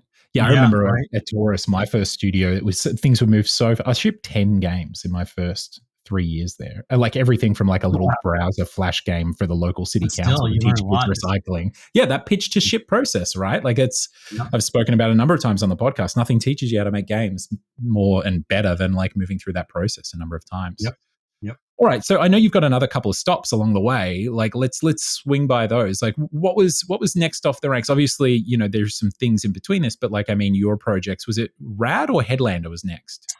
Headlander was next Yeah. after that. Yep. And then, yeah. Yeah, tell me about. Give me the inception story for Rad. Like, is just another like what's the spike of inspiration for that? Yeah. So we had shipped Headlander, and I had a couple people, Gabe St. Palmy, who's a lead designer on Rad and on Keeper, um, was working with me, and we were like, okay, we got to come with another game, and I had this idea, so I it was weird. So like stacking was accidentally assigned, right? Like I never made stacking to be pitchable because it was just an internal game jam. Yeah, And then when I was making Headlander, what I realized is, digital games had evolved enough that people, in order to give you money, like because the way Double Fine was structured, we would have to pitch it sometimes even before a demo to try and get the money yeah, to make the game, yeah, which is hard to do if you don't already have something up and running, right? And yeah, so what I realized you know, is that when I started making Headlander, I was never intending for it to be as strongly a Metroidvania as it turned out to be. I sort of shifted a bit partway through because it was clear that to get the money we needed, I had to align it with a known genre.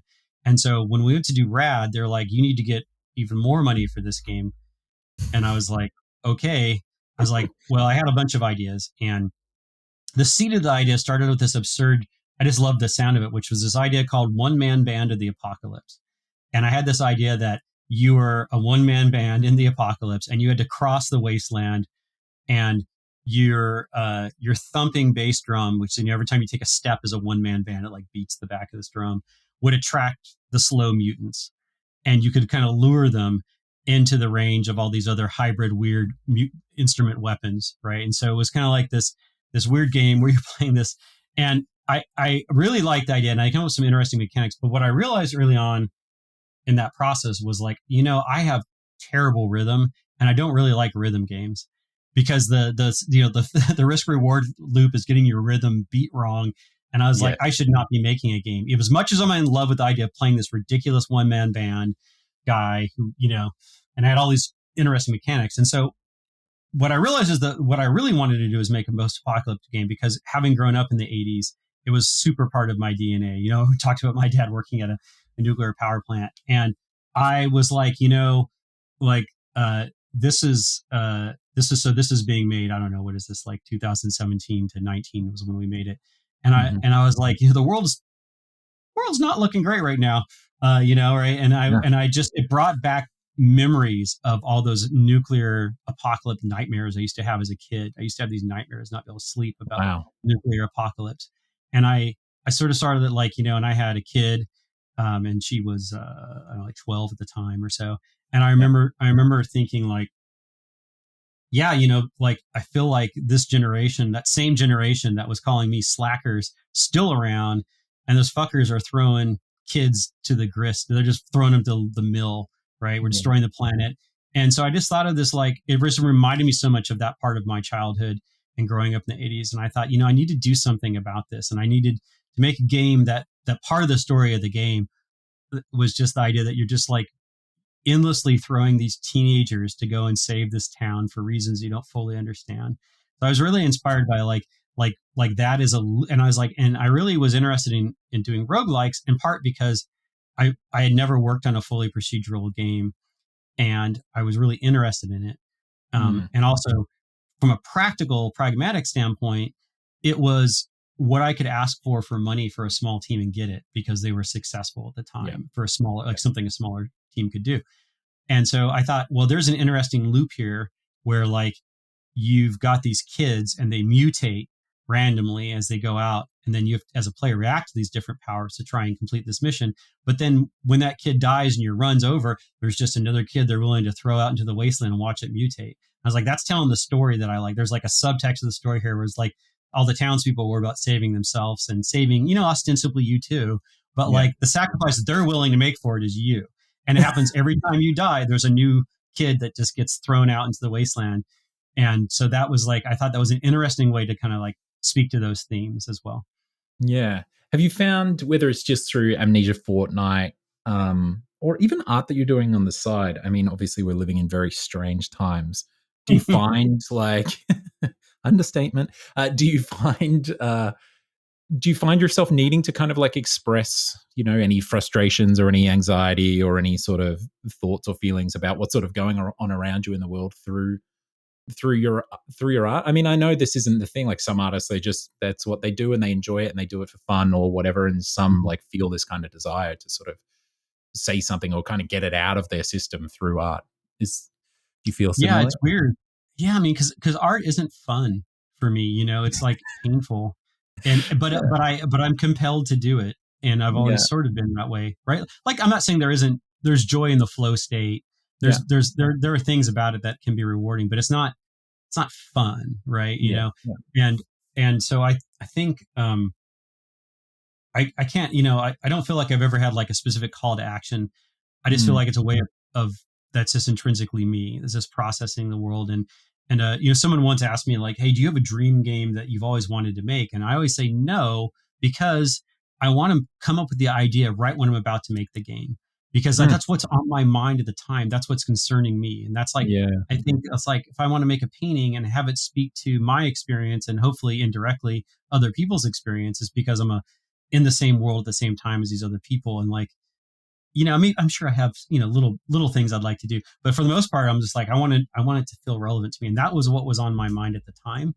Yeah. And, that's, yeah, I don't know if that's kind of indirect way of answering that, but like No, it is. It's a yeah. wonderful answer. It's also interesting you talking about not like I'm classically a writer. Like that's how I got into games, and I fucking hate writing. I remember Tim hearing hates Woody. writing too. Yeah, I hate it with a passion. Yeah, It's like it's honestly hard. one of the things like but I built a career off it and I'm good at Yeah. it and it got, and like I can, like you say, when you get in the flow state, there's almost nothing better. But yeah, Yeah. I would always, I'd be around other writers. I remember listening, I wasn't around him, but I remember listening to an interview or something with Woody Allen once, and he was saying how he just sits down and writes like, and he just like, it Mhm. just flows out of him. He's never had writer's block in his life and he loves it. It's the one thing he wants to do. And so obviously that's why he's so prolific with his scripts and everything. And I was just like, that is fucking crazy that there are again, you just think that like, oh, is writing this painful? I love having written. That's what I love. Like I Yeah. like having the thing and reading it at the end and being like, oh, that was great. Like that came out of me. That's crazy, Yeah. It's kind of like childbirth in a way. It's like, I imagine I wouldn't enjoy it while it's happening, but once it's done and I'm looking at my child, I'm like, that's crazy. That was awesome. Mm-hmm. So I Mm-hmm. totally relate to that. The challenges while you're in it and the frustrations or smashing up against the rocks of like expressing yourself creatively, and especially I think if you have taste as an artist, I think this is it's that sort of famous Ira Glass monologue, right? It's like if you have taste and that's why you're creative, then like there is so much pain in seeing the aberration between like what your vision for something is and what your final execution or your Yeah. execution during it is. Our late great art director Adam Duncan, wonderfully talented man. I remember it's kind of a bit tragic because it was towards the end of his time with us, like but he said to me that he was just getting to the point, like after 20 or 30 years, 40 years making art since he was a kid, that he could like put his pen to his Cintiq and what would be on the page would be like what was in his head. Like it was that one-to-one. It took a body of work of like 35 years professionally or whatever to reach that point. Crazy challenge. What's interesting is recently I've been thinking about, and I can't remember the name of there is a condition where people aren't able to visualize things in their head. Yes, right, And yeah.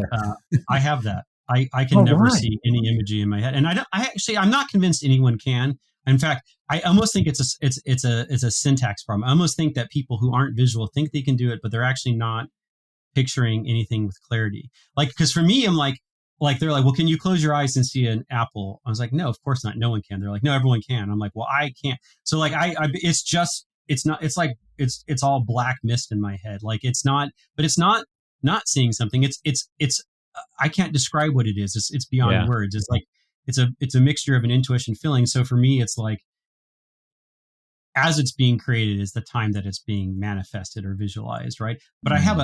I have an idea of what it's going for, but I'm not trying to copy a picture in my head. And so Yeah. it's a combination of thoughts and feelings and probably some vision.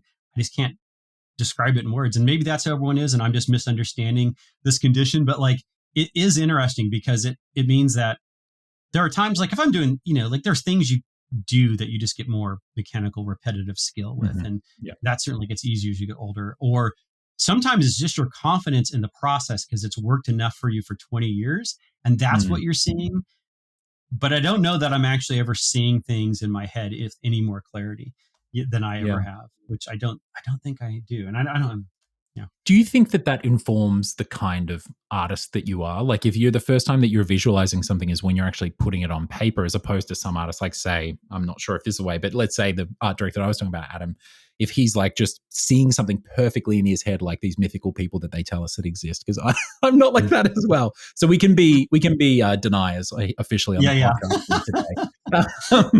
It um, might be a feeling of language, is all I'm saying. Yeah. yeah. I actually feel like, kind of quick segue for me, like I feel like there's, apparently, because it's like a spectrum. It's not like you have the ability to visualize or you don't, right? I feel Yeah. like I'm somewhere in the middle. Like, I have a foggy image that I can't hold. Like, I can picture an apple, but it has no kind of, it's hard for me to like get the detail and everything. And I actually think that that informs how I direct things and how I approach things creatively, because it's all about kind of like broad concepts and texture and pace, what's it called, pastiche, and a vibe. I'm constantly like chasing a vibe, and the works of art that I have always sort of fascinated me as a practitioner myself and as a creative lead are the works that, like, I'm talking about games here specifically, Mhm. that nail a particular pastiche that they're gone for, whether they're going for, whether it's clear that it's something of their own voice or whether it's they're trying to replicate something like, say, a big game like Red Dead Redemption 2, and you're like, I can see how this thing is, they've nailed this pastiche. But the reason why I take the segue is because that does, I think that potentially it informs a way in which I actually create and engage with, my practice as an artist. Do you think that, like, not having that image in your head, are you finding yourself iterating more on paper potentially, or like you're kind of discovering the art itself as it's coming out of you? Yeah, I don't know because I am actually really good at being very very specific. Mm, Um, and and that comes out tends to be coming out more in writing. And I often, I mean, interesting. I have a lot of writing, and I write quite a bit for the team as well, Mm. to describe like the high level documents I put together for the different parts of the game are pretty, pretty verbose. And Right. So you're more, you would say you're more of like a literary kind of, your direction is more literary as opposed to visual, or a bit of it's a a bit bit of of a both, hybrid, lovely hybrid. Yeah. yeah, it's both really. Because like I don't I like sometimes people will ask, well, did you come up with a mechanic and then the setting? And I was like, well, no, it's just always simultaneous. Like for me, it's always simultaneous. Like I just it's not it's yeah, it's just all things at once. And so I feel like yeah, when I write, like when I'm writing something, again, it's language fails me here, but I have a sense of where I'm going. And as I'm writing the words, it's being created as I'm writing. And when I'm drawing lines and erasing lines and making shapes, it's it's not random. Like it's not me Mm. just drawing random stuff and then seeing if that's interesting and then making other random stuff. It it feels like I'm realizing it is only there's a word I could use, realizing at the time of creation. And Hmm. it's like you're in a dialogue with the work itself as it's being created. Yes. Yeah. Love it. It's like, that's a perfect segue into like Keeper. I know that you folks have been up to other stuff, in between. Obviously, there's, Yep. Psychonauts 2 in there and stuff that you're on and everything. But I'm keen to just dive straight into Keeper, because I think so much of this conversation that we're talking about is so relevant. Obviously, I've been playing the game, as I mentioned. I haven't quite finished it yet. I believe I'm like right at the end right now. But like, I think we should start off with, for anyone who's not listening, maybe we've got people listening to the podcast who are familiar with your work or familiar with Double Fine, or they just listen to the podcast because maybe it's because of me, or maybe it's because they love Yeah. they love the podcast. So why don't we give them just a, I'm sorry to do it to you, but like, give us the elevator pitch. Explain to people who may not be familiar with Keeper, like what the game is. Yeah. So Keeper is we're calling it an adventure puzzler game. It's an atmospheric uh, forward game, and in this game, it takes place in this sort of futuristic space, post-human space, and you play a lighthouse who is awoken after eons of lying dormant and learns to walk and is compelled to kind of reach the center, this mountain peak on this island that you awake on. And you are joined by this unusual seabird um, we call Twig. And that relationship forms the sort of like part of the story, but also some of the mechanics in the game where you use the lighthouse as light. So you do things like grow plants or activate things to spell darkness. And you also control Twig, who can do things that are a little more tactile, like fetching objects and pulling things. And yeah, that's the as near as I can explain the game. It's a strange game to explain, because we started off and I was like, I want to make a game that has a shitty elevator pitch. But I think that was my goal, is a game with a shitty elevator pitch that is not cleanly fit in one genre. So it's so funny that you bring that up, because I played the game. I was playing the game for like 30 minutes and I literally paused it to read the Steam short description, because I was like, how the fuck did they describe this game? Like, I want to see the poor marketing person, like whether it's Spaff or whoever at Xbox, like is helping you, or whether it's you, writing this description for the game. I was like, who's the poor bastard that had to try and describe this game in like 180 characters or whatever on Steam? And of course, it was wonderfully atmospheric and kind of vibes forward the description itself too. But I think Adventure Pilots Hilarious, like I said, in my time with it, that's a very apt description. I think something that's really important to just kind of set people off with the right kind of perspective on the game for the conversation we're about to have too is one of the most interesting elements that makes it so atmosphere forward is that there is no dialogue in the game either. There's no narrative as such in regards to like we're setting things up with like someone's telling you what's going on, or even on the screen like objectives, or it's all visual. So maybe that's a great place to start there. Where did the sort of seed of this idea come from? Was it this idea to kind of tell a story without any words? Was it just were you doing some kind of East Coast like tour of old like New England lighthouses, or how did this game sort of start to form itself in your head? Well, they're kind of like two big inspirations for it. And I think one is an earlier iteration of the game, and one is reality, like the life at the time when I was thinking about this. And the idea came from during the pandemic times, and that was not specifically a thought of a lighthouse, but the idea of something that was silent. And that occurred to me because during the lockdown, one of the things I do a lot is I really like hiking and backpacking and that sort of stuff. And that was kind of one of the things I could still do. And I often go on walks to think, and walks in nature. And near my house, there's an old abandoned mercury mine that's been abandoned for over 100 years and is now a bunch of hiking trails. So there's old rotting equipment and stuff still off to the sides. Very cool. I went out there quite a bit during the pandemic, and I just sort of started thinking about like, is this it for humanity? Are we all done? We're all spent. And then like, what's left of life, not just the pandemic. The pandemic was like the cherry on top with all the stuff going on in the world. And I was just like, I just started thinking about like, well, the planet's still going to be here. These plants probably still be here. And how would life maybe evolve? And humans are so bad about predicting the future. I was like, it's not going to be a way any of us could ever imagine. And, but the relevant point there about the silence was like, it was the world was kind of quiet, even though it was tragic. There was also kind of a beautiful quietness about the world at times. And when I would be out in those trails, it's like all alone. And so that sense of being in a outdoor space and that vibe and silence stuck with me. And then at around the same time, we had been working on some ideas for a new game. And originally it was set on an island, and it was kind of this like wizard-like character who was this caretaker of this island. And I had written one mission, and it had dialogue at this point, but there was this one mission I had written, and it was just sort of written in a narrative way, because it was just like just trying to feel like what the tone of this game was. Yep. And it was in this mission, a farmer on this island was asking you to escort this lighthouse back to the sea, because the lighthouse had wandered onto his field and was ruining the crops. And I had sort of written this thing, and so there's this lighthouse that was up on these rocks, and you had to like get up onto the lighthouse and pilot it back down to the sea.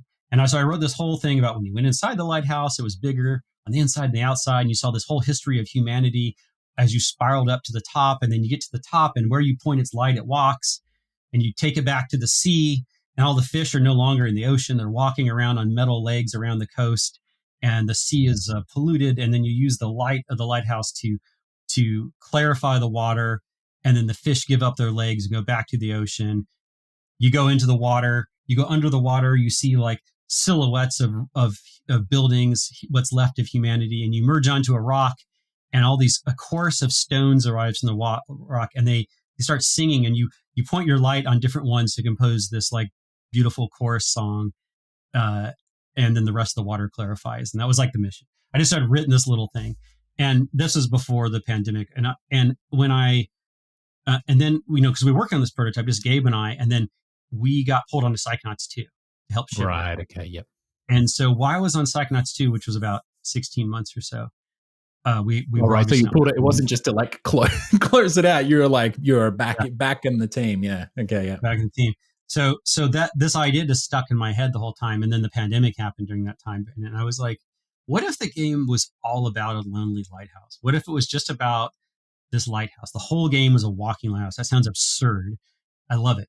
And, and then because I realized that a lot of what people were going through and what I was going through too was like, okay, well, what is my purpose? What is my purpose anymore? Like, and the lighthouse was a great metaphor for this for me. Like most lighthouses nowadays don't even really have a purpose, but imagine like 10,000 years in the future, they definitely don't have a purpose.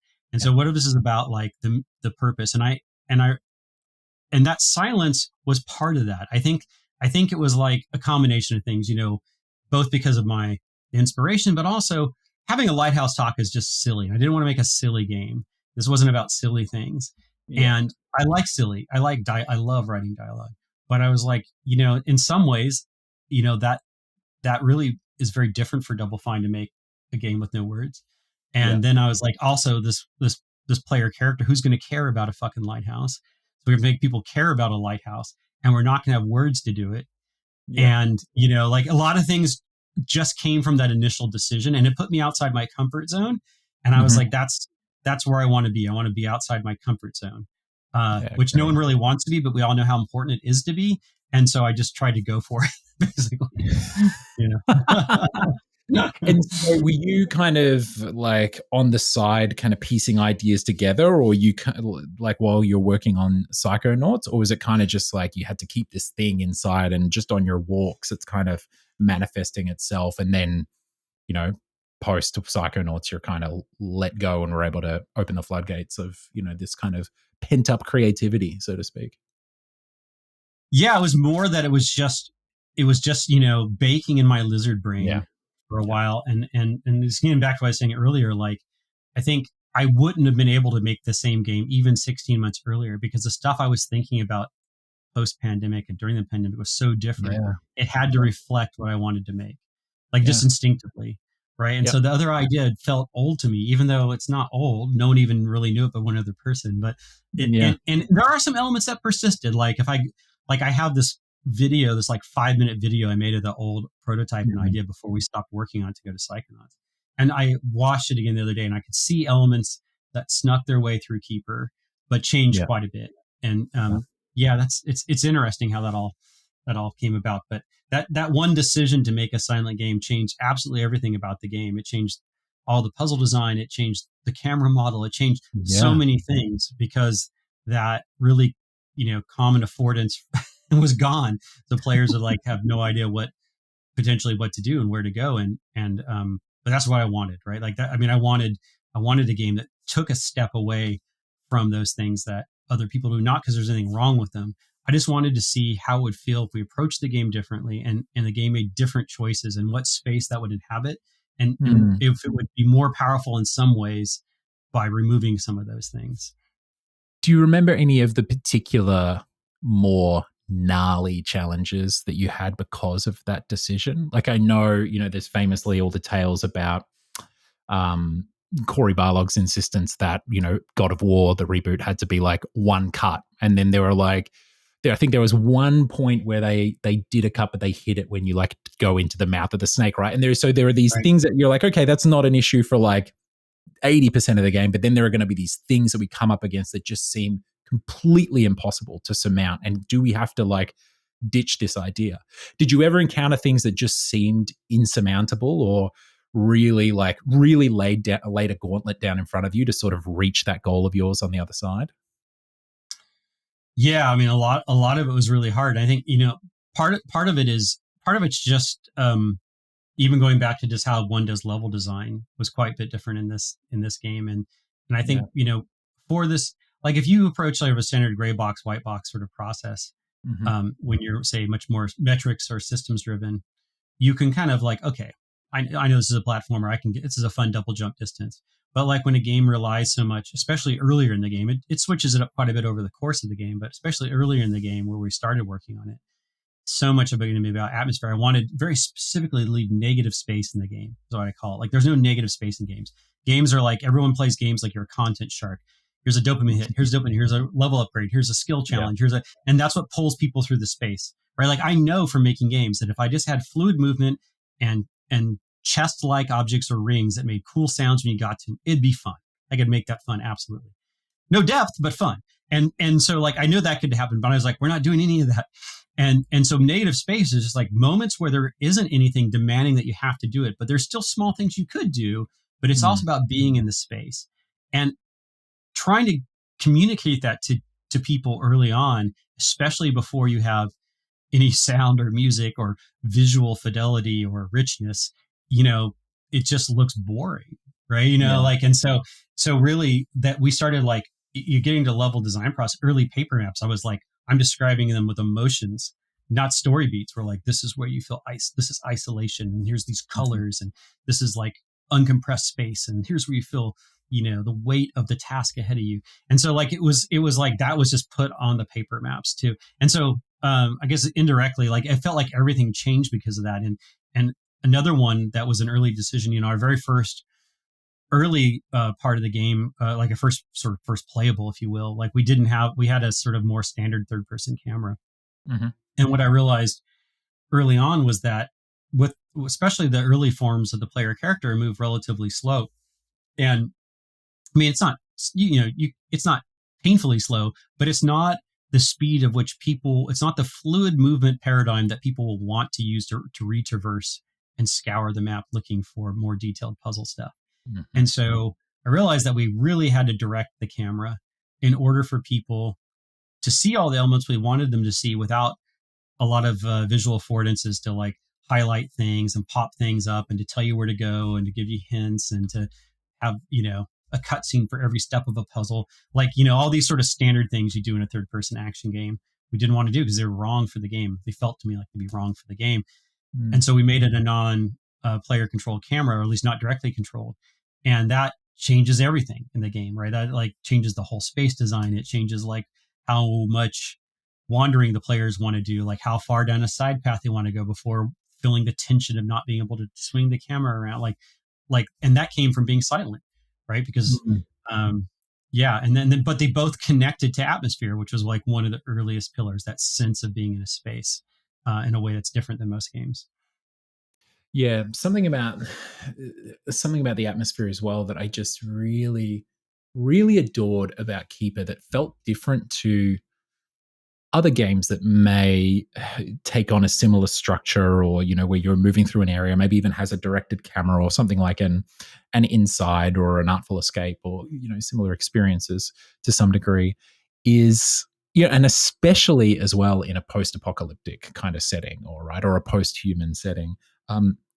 Your world is just so full of life and so populated, I think, is also another way of putting it, whether it's a little robot town that you go into, the automaton town, or like the sea life that you're in, swimming alongside the big sea beasts, or just the birds around the place, and the little creatures that you can shine your light on and they scatter. Talk to me about, obviously this is a very important element for you, right? Like, talk to me about this idea of like populating the world and the kind of the purpose behind it, or the challenges that you encountered as well. Yeah, that's an interesting one too, because like you said, other sort of things that are somewhat similar in structure tend to be not filled with characters. Yeah. And some of that's just because the scope of the projects perhaps, but I think for us it was weird because initially I was like, okay, this is all about isolation and loneliness, parts of this game, and it's still there. But it's one of those things that, like, especially working at Double Fine, we have so many people who are into characters and love characters and all this Mm. rich character backstory and interactions and stuff. That there was always like people at Double Fine were always like, this game's empty. Where's all the life? And Yeah. and so that is a studio influence there in part, but also it was challenging because to some extent it takes so long, even with to stand up and make interactions and puzzles satisfying, right? Especially when their payoff isn't necessarily like an abstracted puzzle mechanic overlaid into the game, but their Mhm. integration with the world, and that takes so long to get feeling good Yeah. that we had to prioritize all those sort of interactions and game feel and all the different forms of the player characters. Like setting up 4 entirely different player characters and how they control was a huge amount of work, and making them all satisfying while meeting the overall narrative goals of how they move and what they're doing, that we had to delay a lot of the ambient life until like the last year of the project or so. So we had we had certain some areas, but like Yeah. the animators were always like pulling their hair out. I was like, I know it's coming, it's coming, it's going to come in later. And and I did sort of sometimes say, look, the point of the game is not for you to Dr. Doolittle everyone to like paradise, but it's Yeah. for you to wander in and out of these moments. And some of this wildlife is in like weird little feral packs. Some of it's like these monolithic creatures. Some of it have developed their own little towns and civilizations. And so, but Mm. we still want moments of quiet and in between some of that. But I think it became, I guess the big part is it reason was so important to me as well. In addition to just like adding personality and life, is that I didn't want to have a game loop that was meta or it was about grinding, right? So I didn't really want to have a lot of like collectibles that were there for you to upgrade something or to do a transformation. But I wanted to have things that, like, I remember in some of our early playtests, people were like, I liked it, but I didn't understand why I was growing this flowers. What does it get me? And I was like, it gives you beauty. Yeah. That's what it's there for, right? And like that's Yeah. why it's there. It doesn't give you anything. It like connects you to the world. It tells a story, and it's through your action, and it's not mandatory. You get to play the game, and that interacting with those other creatures kind of filled that role as well. Even though, of course, they provide the broader context of the puzzles and Mhm. other things. Just that being able to like emote with them with the bird, or play with them with your light, or see them scatter, like just seeing them inhabit the world also tells a story of this sort of like life cycle you don't understand, that you're always a little bit of an outsider to, right? Which is like the lighthouse is really kind of like an alien compared to these other creatures in some ways, as strange it Mm. is. And I guess I wanted the player to feel like that lighthouse too, right? To feel like they're learning how to walk, to feel like they don't quite understand these characters, but they're not, despite the way they seem. Like we didn't follow the classic character design approach where like they're all friendly, so they're all like rounded bubbles and they're all smiling. No, we have some really like strange, formidable, large characters who do you no harm. They're Yeah. not there to hurt you, right? And I like that was an important part of the game and story as well for me. Mm. Were there any kind of touchstones of inspiration for you in regards to other media or creatures or things from real life that kind of influenced your or the team's creature design or your approach to the towns that you choose to make or the civilizations or stuff? Because there is that you're moving through these different areas and these different civilizations that have these incredibly different vibes or unique kind of atmospheres or tones to them. Were there anything that's of particular inspiration for you in the creation of those civilizations or characters? Yeah, I mean, a bunch. I think. I mean, from real life, I think uh, around that time of the pandemic, I had like was thinking a lot about like plant life and maybe a little bit about speculative biology and things like that. Mm. Like, but in particular, I remember reading about and seeing a movie on mushrooms and fungus and how they connect, and the mycelial network, and Yeah. how trees can piggyback off that network. And I just found like that whole idea of like life connection, because a lot of the themes about connection, Yep. like I found that really inspiring. And I thought that was like, it's almost alien if you, like most people, if you just say that to like an average person, they might be like, what, that doesn't happen. you can't communicate with trees. Or like, actually, they do. They can Yeah, prove they're it. done. Like, I saw a you know, documentary. Yeah. yeah, yeah. So it's really fascinating how strange that stuff is. And I think that was certainly one point of inspiration. And I think also, surrealism in general is an inspiration of mine, and surrealist Mm. painting. But also, there's a found object aesthetic there that Yeah. I think is kind of interesting. And I sort of wanted this almost like I would describe it earlier to the team as like the creatures are all kind of like hybrid, almost like an impossible mix of stuff.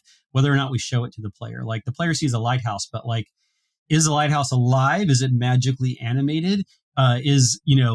These other creatures look like living rocks. These other creatures look like living vegetables. There are some creatures that clearly have like the detritus of humanity grown into their spine, but they're also a tree, and they also have some organic bits that you're not sure what is what, or Yeah. maybe it's some sort of weird communal organism. And I think that collage sense, that like sense of like stuff has come before it and things have evolved and connected from things before, but in irrational or unpredictable ways, was like always something we were looking for. So, even though we call things like, okay, that's clearly kind of a crab, it's got a crab shell and a claw, but you're like, look at it a little closer, you're like, well, the shell actually is like a sea mine, and its legs aren't crab legs, they look more like anemone feet, and there's also a wheel stuck in there. Hmm. Like that sort of read. And some of them are quite small. And so it may take you a while to see some of those elements, which I love. They don't Yeah. hit you all at once. So Was there some when I was playing it, and especially around some of the puzzles that involved like these kind of multi-step things that you're interacting with, and specifically with creatures engaging with them, I felt like there was some Scavenger's Reign kind of inspiration in it. Mhm. If you ever watched that show, did that form any kind of inspiration there in regards to like this kind of series of getting this creature and feeding it this thing, and then it eats that thing, and then you get to float up? Or Yeah, am I I mean, just projecting that onto the game? no, that show came out while we were making the game, and Yeah. it's definitely a cool show. But what I had seen years before on during Rad is the original short that Yeah, the Scavenger's Reign short. was Yeah, based I on, remember that too. Yeah. Scavengers, right? Which That's which awesome. for Rad we were looking up a lot of reference from like Mobius, and Miyazaki's always kind of a perennial reference, and Mhm. I think um, I remember the short. I remember the short being impactful because the short was silent and it was Yeah. strange. And as Yeah. much as I love Scavenger Reign, Scavenger was more impactful because for me it was just like it was all a mystery. I And so agree. yeah, Yeah. definitely. I remember like we looked it up in Rad, and I'm sure it was Yeah. still in my mind. And then Scavenger's Reign came out, and everyone's like, "Check this out!" And I was like, "Oh, it's really well written and it's cool," but I like the weirdness of the original even a little bit more. Yeah. Um, you know, but The yeah, original for felt like sure. a bolt out of the blue as well. Like it Yeah, kind of, because it was almost like a decade or something before the series hit the I air. think so. So Yeah. it was really, really ahead of its time. I'm glad that you brought up Miyazaki because, as you say, Miyazaki is kind of the perennial reference for a lot of folks, working in media and stuff these days. For those of us who grew up with it or discovered it, during our creative practice. But there's something that Miyazaki does really well that I think a lot of people don't talk about when they talk about why his work is so good. And I feel it's how well he balances, which is kind of a question of pacing in the end, but like how well he balances how long he holds you, the viewer, like in the darkness, kind of underwater, right? So you think about something like a Howl's Moving Castle or Princess Mononoke. Sure, there's adult themes in there, but when I'm talking about like emotion or like atmospheric vibes or tone, his films will have a very oppressive, and I mean like effect on the viewer, like tone at times, and very, Hmm. very anxiety inducing, very intense, and it's hard not to feel the things that those folks in those shows are feeling. But I think the mastery in how Miyazaki and Ghibli handle that is they know just the right amount of time to hold you there, and when at what point in the film or in the arc, the story, and then they let you out, and they'll have these incredible moments of levity and brightness and wholesome good vibes that we all know and love, and sweetness that we all know and love, Miyazaki and his works for. But I feel Yeah. that's something that Keeper did really well as well, because I'm classically, I just am like, oh, I don't like being down here in the dark, right? And I know that's the point of it, but like I Hmm. loved just when I was like, I just had enough, and I was like, God, you would not only bring me out of that, but you would bring me out into a meadow, and the sun was shining, and birds were flying, and then the next stage, I'm like floating around, light as a feather, as a lighthouse. Talk to me a little bit about, or actually, I'm just phrase it as a question. How do you have a kind of a framework for that? Are you feeling it out as you're going? Are you laying this down in these kind of pacing charts that you're talking about, where you're talking about tone? How do you know when to pull players down into the darkness and when to kind of release them, and not only release them, but sprinkle some little sugar on top to sort of lick their wounds and heal them from the dark? Yeah, that's, I mean, you're right. And those are some of the things that I really like about Miyazaki as well. And I think, I mean, some of it just, for me, it's not so much that I have like a pacing chart per se, at least on this game, Yeah.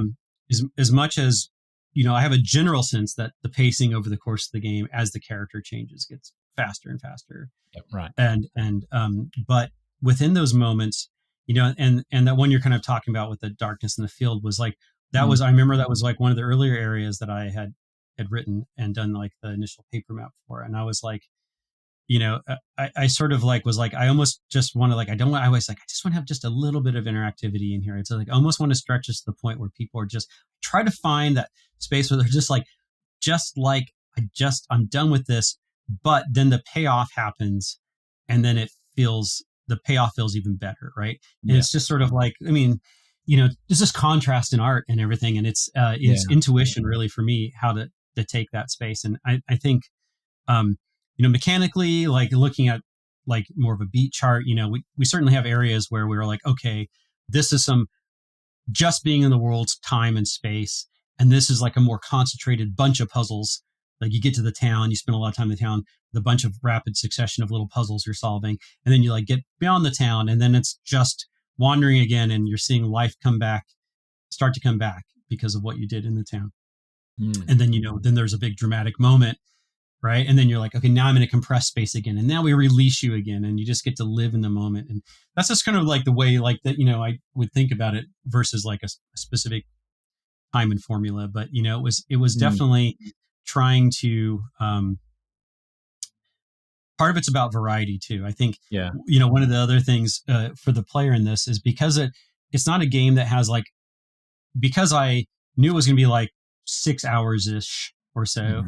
But I wanted to remove like death and failure, and I wanted there to be puzzles, but I didn't want them to be, I wanted them to be satisfying to do, but not like well, you have to go and look up all these puzzles, right, to do them. And that's super subjective and hard to get to, right? But I just wanted to make sure that people had that time to just be in that space, I guess, is just the way I always thought about it. And that variety was a step in that, because I almost wanted to hit people with too much art. Like we almost just switched up the visual design. It happened. You hit me with too much art at some point. So I was like, this is fucking crazy. I'm playing it on like my big like sort of TV in my like games room upstairs, and I was just like, I'm having an out of body experience right now. But it was like, that was like, I think that was just part of the thing that we like, that was where we got some of the depth from too. It was just like some of it on some of that variety, and some of that's the emotional tone of the game too, just trying to keep it varied quite a bit. And the one constancy, like kind of like early on, like when we first started putting the game together, I was like, okay, well, I like the idea that there's these companions, and each of these companions you get can have different special abilities. And the game starts to get more complex puzzles as you get more companions, and therefore you have more active verbs at once. And part of the game is like using which companion to use, and maybe combining companions with your light. And then I realized though early on that like, as fun as it would have been to design puzzles for that it started moving away from like the one thing that I think people would really need to get through this game, which would be like a strong emotional bond between the sort of main characters, and have them always be there. Because if it felt like the bird was coming and going all the time, or like the bird was being replaced by a different character and that was being replaced by another character, like we lose that. And that's I think hopefully the sort of very relatable universal thing that people can kind of like hold on to through the game. And so like we really involve simplifying a great number of things to keep that part intact. Well, let's dive into that, because that literally you activated my trap card. That was the next question that I had. Was it feels so much, even though this is a story in many ways about a lighthouse navigating this world and being pulled towards this this particular destination. The emotional core of it does feel like the relationship between the lighthouse and Twig, and seeing that develop. And I mean, the relationship is built. I think there's a part of us as humans that we buy in immediately. We're playing the game, we're there for the experience. So you go, okay, cool, there's a relationship here that I'm meant to be invested in.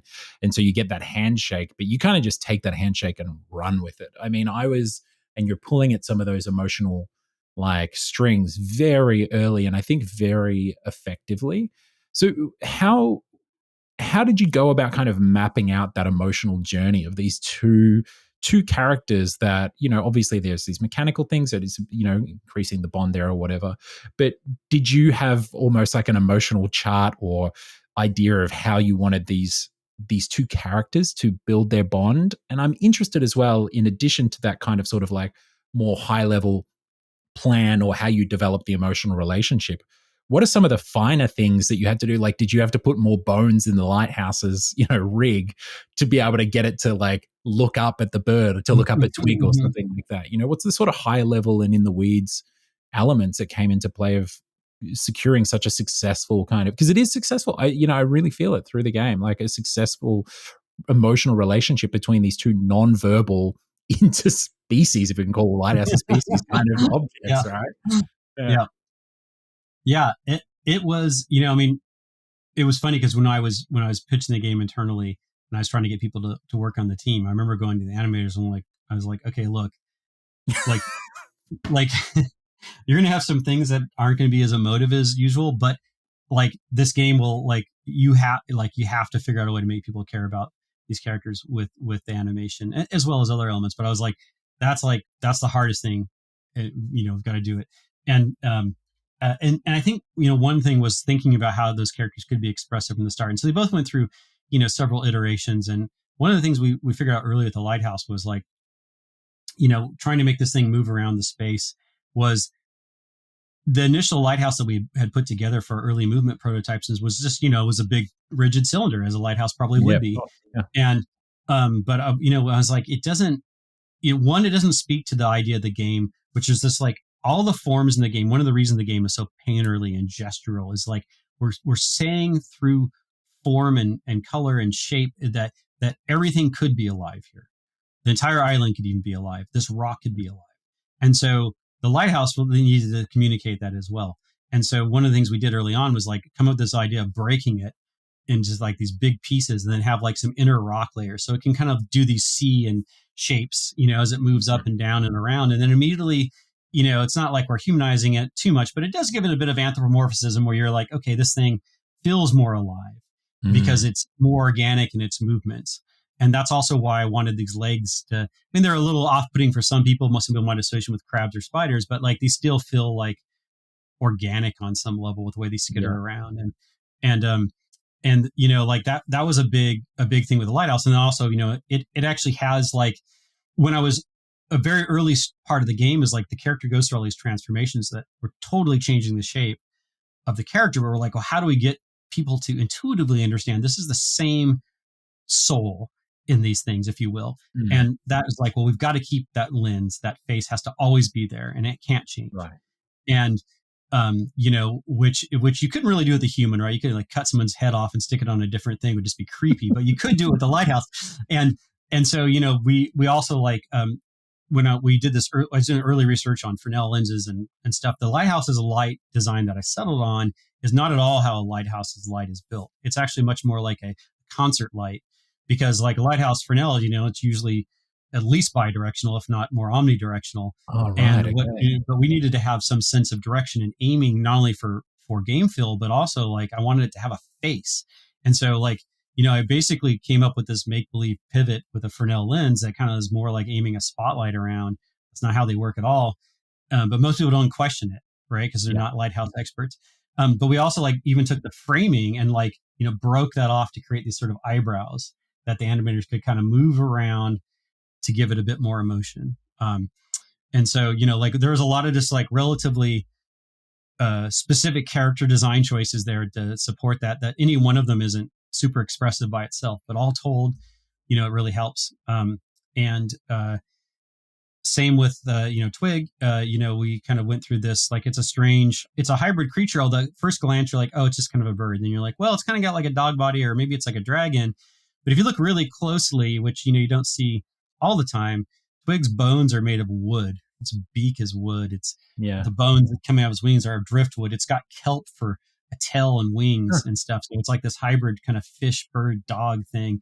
But at first glance, it's like more conventionally designed. So you're like, very emotive, and we added these big antenna like things to act almost as like eyebrows and expressive things, and that's why the tail got bigger as well, because when it's riding on the lighthouse you see the tail a lot and see these Right. things. And so these are all small things, like the very specific things you're asking about. And we actually had to develop a whole little system for dealing with the wings, because conventional skeletal mesh, you couldn't really fold them up without them crunching, interpenetrating, looking not pleasant. So we have there's actually a whole flip book system where we're like swapping out wing models at different frames and stuff to get these certain like silhouette and poses we really wanted them to have, in addition to all of them being skeletally animated. And it's also using control rig on Unreal to fake physics. So when you're moving around, the bird is constantly doing this procedurally as you're moving around, make it feel like it's going along for the ride. And all the flight stuff is dynamic. We had a guy, James Collins, write this whole dynamic flight system, and it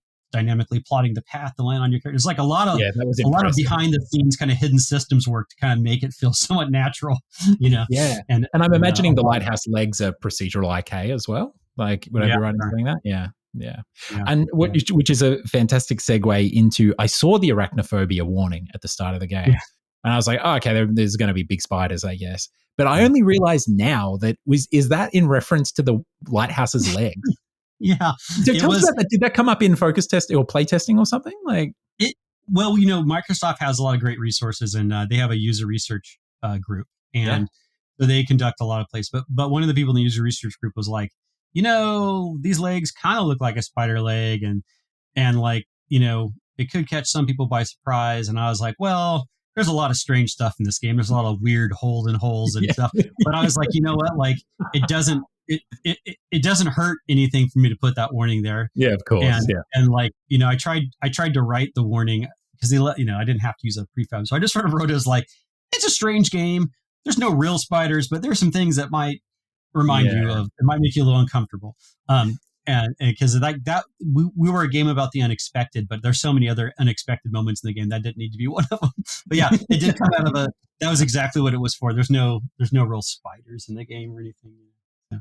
Interesting, Taylor. I remember I interviewed the guys that did the Midnight Walk, which has some kind of like similar atmospheric kind of vibes to your game. And you move around your own house or whatever, house moving castle style similar. And they had just a funny little anecdote. They had IK animated legs as well. And the house is kind of like it's not like a dog or a pet, but it can follow you around and things, becomes your home. But they found that there was this natural, because it would have to settle down for you to enter it, and because it was kind of procedurally trying to animate, it would like kind of walk around a little circle, and they couldn't fix it. And they were trying to fix it forever. And they got feedback from testers that actually it gave it like a cute little dog-like character, because dogs will like walk around in a circle before they lay down in their mat or something. It was a complete accident. So there's this real beauty that comes from this like procedurally animated IK stuff that I feel your game just, it lends it so much character, having this thing scramble over the rocks and up and down, and especially like you're saying with the bending back and forth. Another thing I wanted to talk to you about is alternative controls. I mean, I remember when I picked up the game for the first time and I started playing, and I was like, whoa, in my like lighthouse. And it reminded me of like playing a dual stick game for the first time, like, which was Halo for me with my brother. And, obviously being a game developer and everything, I'm like, oh, okay, this is I had to figure out, I'm like, oh, okay, we're sweeping left and right. And then we've got the Y axis here as well. But, my brain had to adjust, and I knew it would. I'm interested. And I was like, so sure enough, within 5 to 10 minutes, I was just like, and able to handle it appropriately. Talk to me about like the alternative controls and finding, because I remember just earlier in the interview, you were saying that the lighthouse was the light from the lighthouse was the way initially that you were directing the lighthouse. It sounded like in earlier prototypes you were hinting at. Did you go through many iterations of the controls? What kind of a confidence level did you have that people would be able to pick this up and grok this kind of alternative control of swinging this light around pretty quickly? Was it a challenge in development? Did you iterate much? How'd you land on it? Yeah, that was a whopper, man. That was a hard one, and it's interesting because as it turns out, like no one really has any controls that are close to Keeper anywhere. And we looked, and Yeah. like the closest that you have in some ways is like Luigi's Mansion, and Oh, right. they're Yeah, of terrible. course, with the vacuum. They're Yeah. kind of terrible, Yeah. like Yeah, you're like, oh, this doesn't help us. Yeah, these are yeah, bad. you're right. And I know why they're terrible. So the thing is, we went through so many iterations on aiming, and what ultimately what happens is like you look at a game. So if we had a more consistent camera model, let's say we had done like an inside sort of Yeah. camera model where it's always mostly a side scroller, maybe pitched or yawed a bit, here and there, Mhm. then it'd be very easy to do a screen relative control system that people would just find more intuitive, right? Aiming right Mm. always points to the right of screen and left. But the problem is we not only do we have side scroll things, we have top down, we have full third person looking, we have some where you're really small, we have like every form of camera angle imaginable in some part of this game, not to mention Mm. very different forms of the player character that move at very different speeds.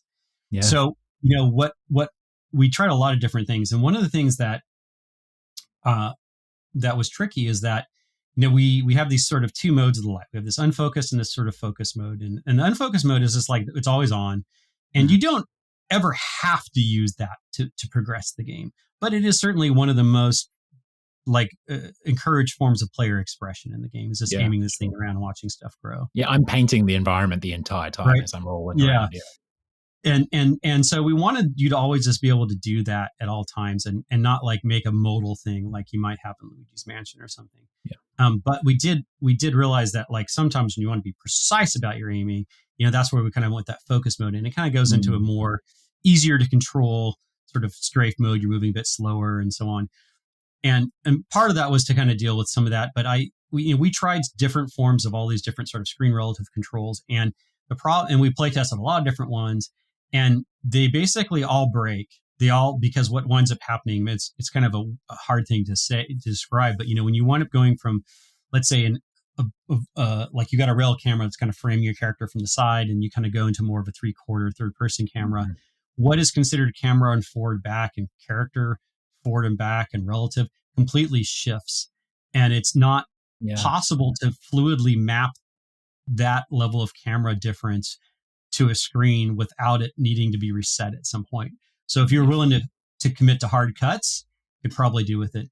But like we didn't want to. So that basically like left us with this mode that like, and then it came down to, okay, well, if we're going to do sort of like character relative controls, which is what we shipped with, we had some that were constrained to just the front arc. And then when we would play test those, people would be like, I'm a lighthouse. I want to always spin it around like a light can go anywhere. And then, of course, when we did that, people were like, I'm really confused. I don't know what I'm doing. And Yeah. the problem actually really comes down to the fact that it's a couple things. One is that most things, modern games with these sort of cameras, don't let you do that, don't let you Yeah. aim all around your character. But also, you don't have an instinct for your character's facing in this game when you're a lighthouse, because as a human, you're like hardwired. If you see a face or side of a face of a human character, Mm. you know exactly without thinking about where that character's facing. And we put so many little affordances to try and help encourage the player understand where the lighthouse is facing intuitively without looking at it. But it's still like takes a little getting used to, because, Yeah. even with like, okay, there's a strip of lights only on the back, and they glow, when you're dashing. They glow when you use your focus light. They like, we have stripes on one side and not on the other side. We have like the angle of the roof, it's pitch back. So you can't really see the light without going through a cage when you're from the back. Like all these little Mm. things in there are still not enough to combat this like lizard brains we have. So it does take a little bit of people settling into it.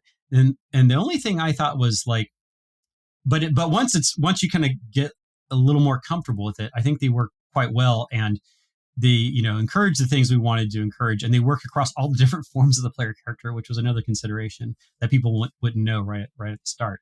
But Really good point. Yeah. Yeah. it's like you get to the boat and you're like, okay, well, boats have inertia and they move fast, and you can't lock the light to the front of that. You'd be counter steering to try and hit anything. It's like this. It's a really interesting problem to solve, and I think it was probably the thing that was mechanically the most challenging to try and get to where we did. And there's a lot of subtle things that we did with the light. So like if you're not touching the stick, it always kind of like will go back to the front of the character by itself. If Yeah. you're not force driving it. And, we have like some moments where you'll get into certain tricky camera angles where we actually do have invisible aim constraints that will constrain it to just a certain part of the thing, and most people never even Ah. notice it. Yeah, I never And noticed. so Yeah. we kind of dip in and out. There's like a lot of little subtle things that we do all over the place to try and make it less of a pain point. And a big part of that's level design too. You know, Mm. is that if you wind up having a not like a very nonlinear space that has a lot of hidden information and people wandering around it too much, you start to get this tension of like either it's like not being able to map the light aiming controls when you're walking out the camera, or it's wanting to, I really need to swing the camera to see where I'm going. And so a lot of the level design tried to steer away from that while still leaving some things open to explore and find. And so some of that is, like our side paths are mainly just what I call like little appendages, where you go Okay. off for a little bit and you can come, they Yeah. don't like wind like this and then Yeah. reconnect like you would in a Yeah. more classic level loop. Yeah. um, you know, or if it forks, you can always kind of see where the other fork is going so that you're never like, oh, I completely missed that. If you want to go back, you feel like it's a choice, not because you're completely confused about where you are. This is like Mm. a lot of it, it really informed a lot of it. And it took a while to kind of get to a good place. Yeah, I can see it. It's one of those features that, as a game developer, you start playing a game and you're like, "Oh, there's dragons here. Like, there's a there's a bunch of dragons were slayed to get to this princess." Yeah. Yeah. It's quite an achievement. I did want to say, like, it's interesting you talk about level design because I noticed myself, which I think is another feat of this game and the work that you and your team did. Uh, the game, it's not one of those games that has the yellow painted lines pointing to everything or whatever. But I really did. There were only a couple moments in the game where I was like, where the fuck am I going? Which way am I? But like some of these areas feel so open and like so that they feel like there's so many options for me to go down. But I'll go down, I'll be like, okay, what about this path?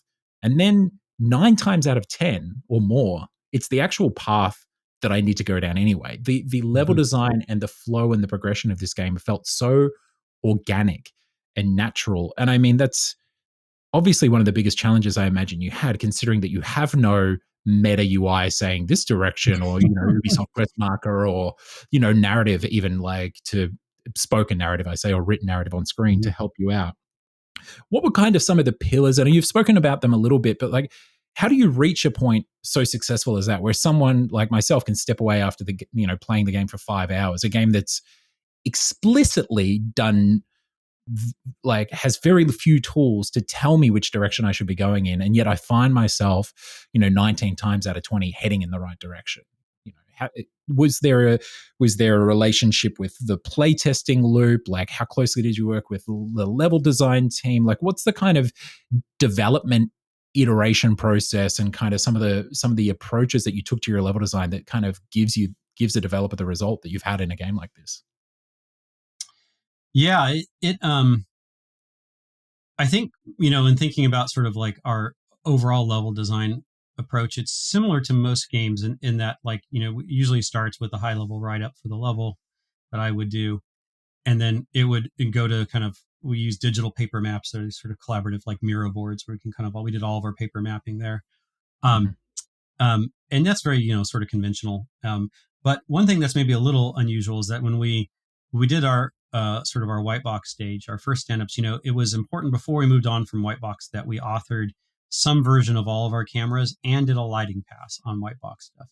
Oh, And the reason for interesting. that is because I'm always been a believer of I did the vast majority of the lighting in the game, but big part of it is that lighting is such an important tool, and it usually comes on too late in level design. And when our lighting was 100% dynamic, we didn't have to bake anything, so there wasn't any workflow issues, and so we could stand it up very early. And what that does is it lets us, it's like camera, a very important tool for directing the player, but also Mm, creating a sense of space and atmosphere, and creating a visual hierarchy of where you want the player to go, and what are the important things. And so the camera, though, I'd say was overall the biggest tool because it's a directed camera. We did a lot of subtle things depending on kind of the area of the game you're in, and which character you're playing.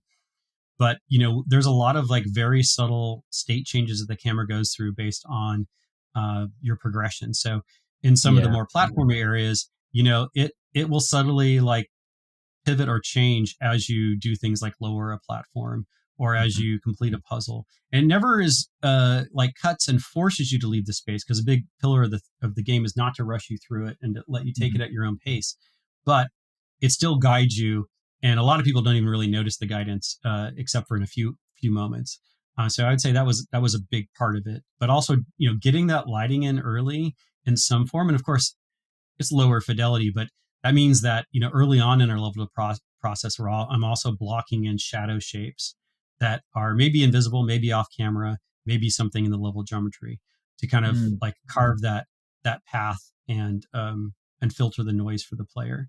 And Yeah. of course, there's all the other sort of standard stuff too. Like motion is probably one of the best affordances that grabs our hunting brains, more so than flashing signs, even like Yeah. but yeah, it's true. Like our licorice whips, our flashing signs, all of our standard game affordances for pulling through the level design were a bit different, because we were Yeah. trying to keep them pretty integrated with the world.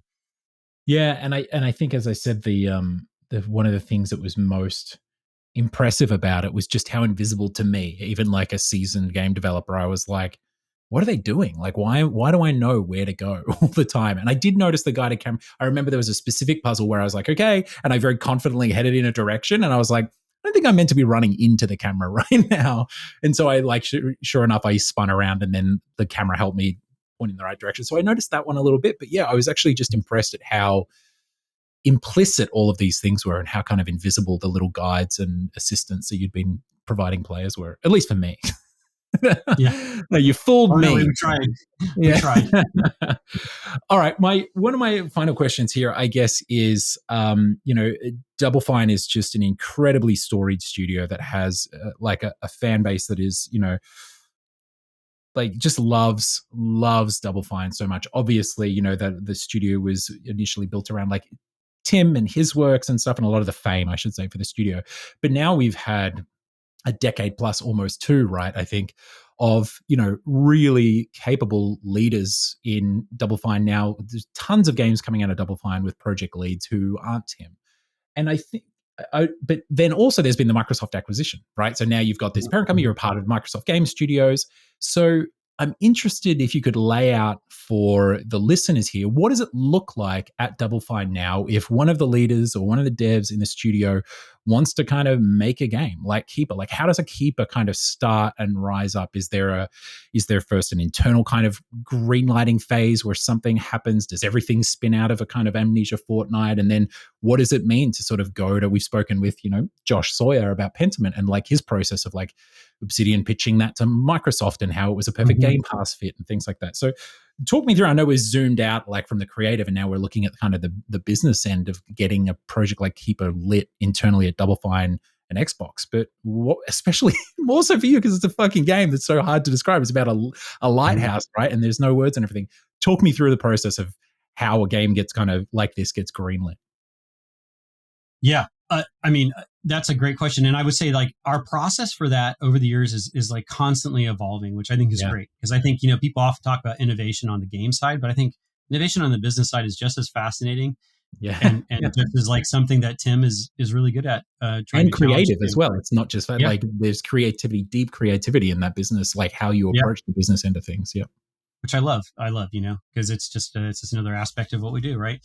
Yeah. I think, but currently like the process can often come from a few different places. Amnesia Fortnite, certainly, like not necessarily that we're making Amnesia Fortnite games necessarily, but we're doing Mhm. that process still, and they're not Wow. always public, so Yeah. people haven't seen it. And I think what that does is it just exposes people who might potentially be interested in this Mm. type of career.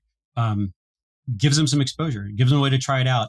And also maybe they realize like, nope, that was the most stressful 2 weeks of my life. I don't really want to do this. But it Yeah. also might inspire them to go like, okay, well, I really love this, even though I kind of fucked it up. How do I get better at this? Or maybe they just were like, I was born to do this, Yeah. whatever. Um, and I think that's cool. Like that's not an opportunity you get too much paid to do. So that's really cool. And that's still part of the studio. We still do those. They're just not public at the moment. Yeah. Great. Um, and then I think the other thing is that Tim and other studio management are always looking for people who um, they feel might have that ability.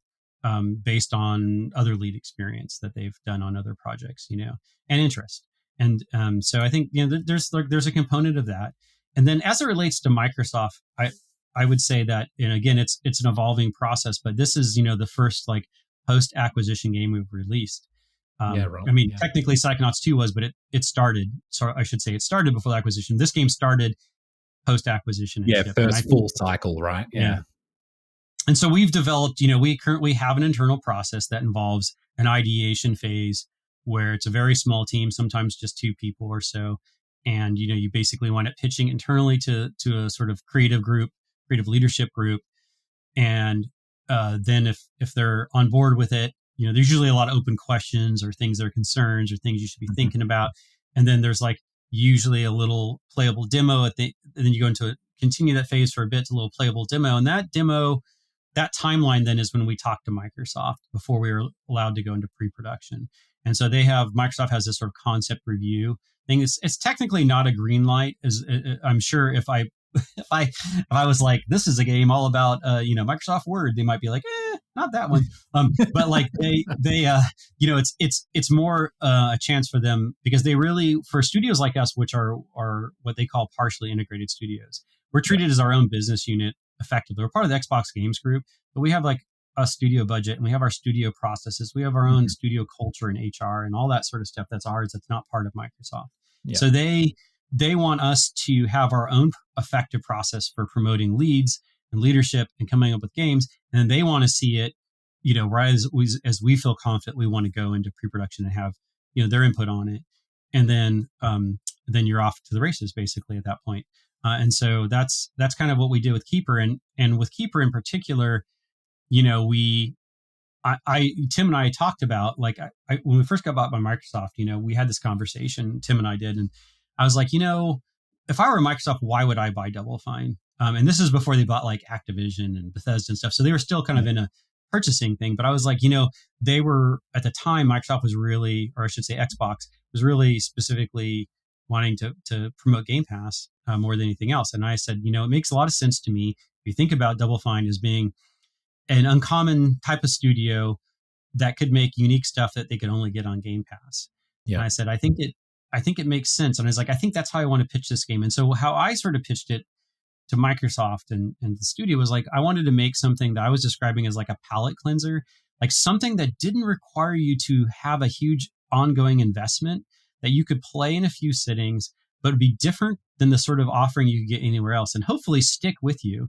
And maybe you play it again with a friend. Maybe you'd play it once a year because you loved it so much, but it'd be something you could play in 4 to 6 hours, but it isn't like, eating into your, Halo time or your Forza time.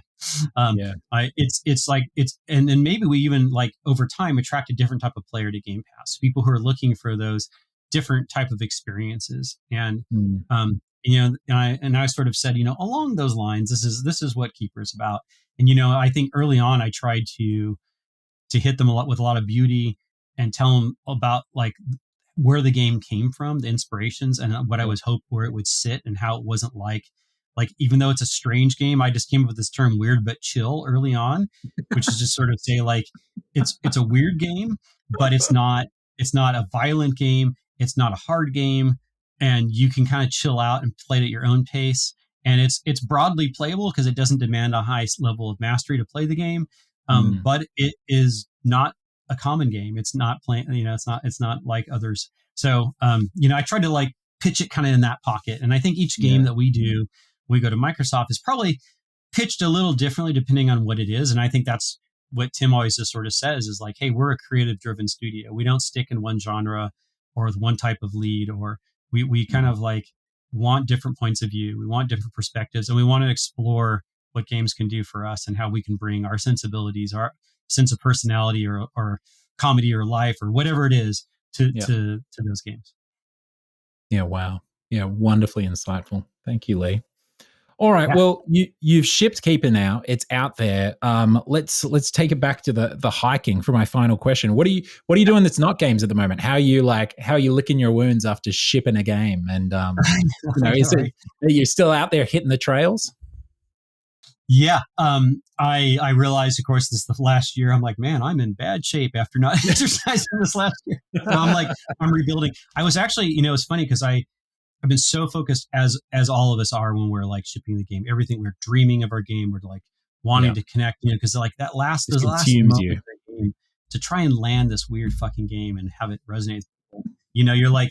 You're just like thinking of all these things, and so you get a little time away from it, and then I feel like the part of my brain that has been slumbering is starting to awaken, and I immediately start thinking of new ideas, new projects, whether they're games or art. And one of the things I thought about was, I was thinking about the cycle, because I also, there's this thing that a lot of people experience when you ship a game where you're kind of almost depressed even if the game goes very well. You almost have this, like, because you're at such a heightened level of productivity and awareness, and your brain's on fire, and then you kind of like take a breath, and you feel almost like depressed is not quite the right word, but Mm. it's almost maudlin, this sort of sense. And I was thinking about a painting, these sort of like a diptych I wanted to do, and I was like, because when you're making the game, it's all about, like, I thought of, I just pictured in my black mist of a brain these sort of two figures, and like one of them was just like everything is flowing away from the figure. And it's like this exhale, like making a game is like a very long exhale where you're just Hmm. like, everything that you've been inspired by and built up before making the game, you're spinning it all. You're pushing it out into the world and other people. And then when you ship that game, you're like a husk in some ways, but not in a bad way. And now I'm like, okay, now I'm starting to waken up. I'm starting to take in all this stuff, what's going around Yeah. me, looking at new Unreal features and new Blender features, but also I'm painting on canvas. I've been painting on Breathing in canvas, that good Unreal air. Yeah. right? But in the world and getting out there again, I'm going to be traveling Yeah. more soon. So, like, it's like this period now where like I'm pulling in all the color into me instead of expressing it all out. And it's like this kind of cycle that you just have to kind of remind yourself that that's part of the creative process, and that's part of, like that roller coaster is part of it. And so, yeah, Yeah. I feel like I'm rebuilding myself as a creative individual right now, and trying to like take in new things and engage with skills and activities I haven't done as much in the last year or two. Yeah. Reloading or recharging, so to speak. Yeah. I love it. Well, thank you for your exhale. It is a breath of fresh air, this game. I'm just having such a blast. And for all of the crazy camera angles and the critters and the like, just the wondrous like adventure, I really do implore everyone who's listening to grab it on Game Pass or on your platform of choice. It's just a stunning experience. So congratulations, Lee, and thanks for Thank chatting you with so us much. today. Yeah, it was my pleasure.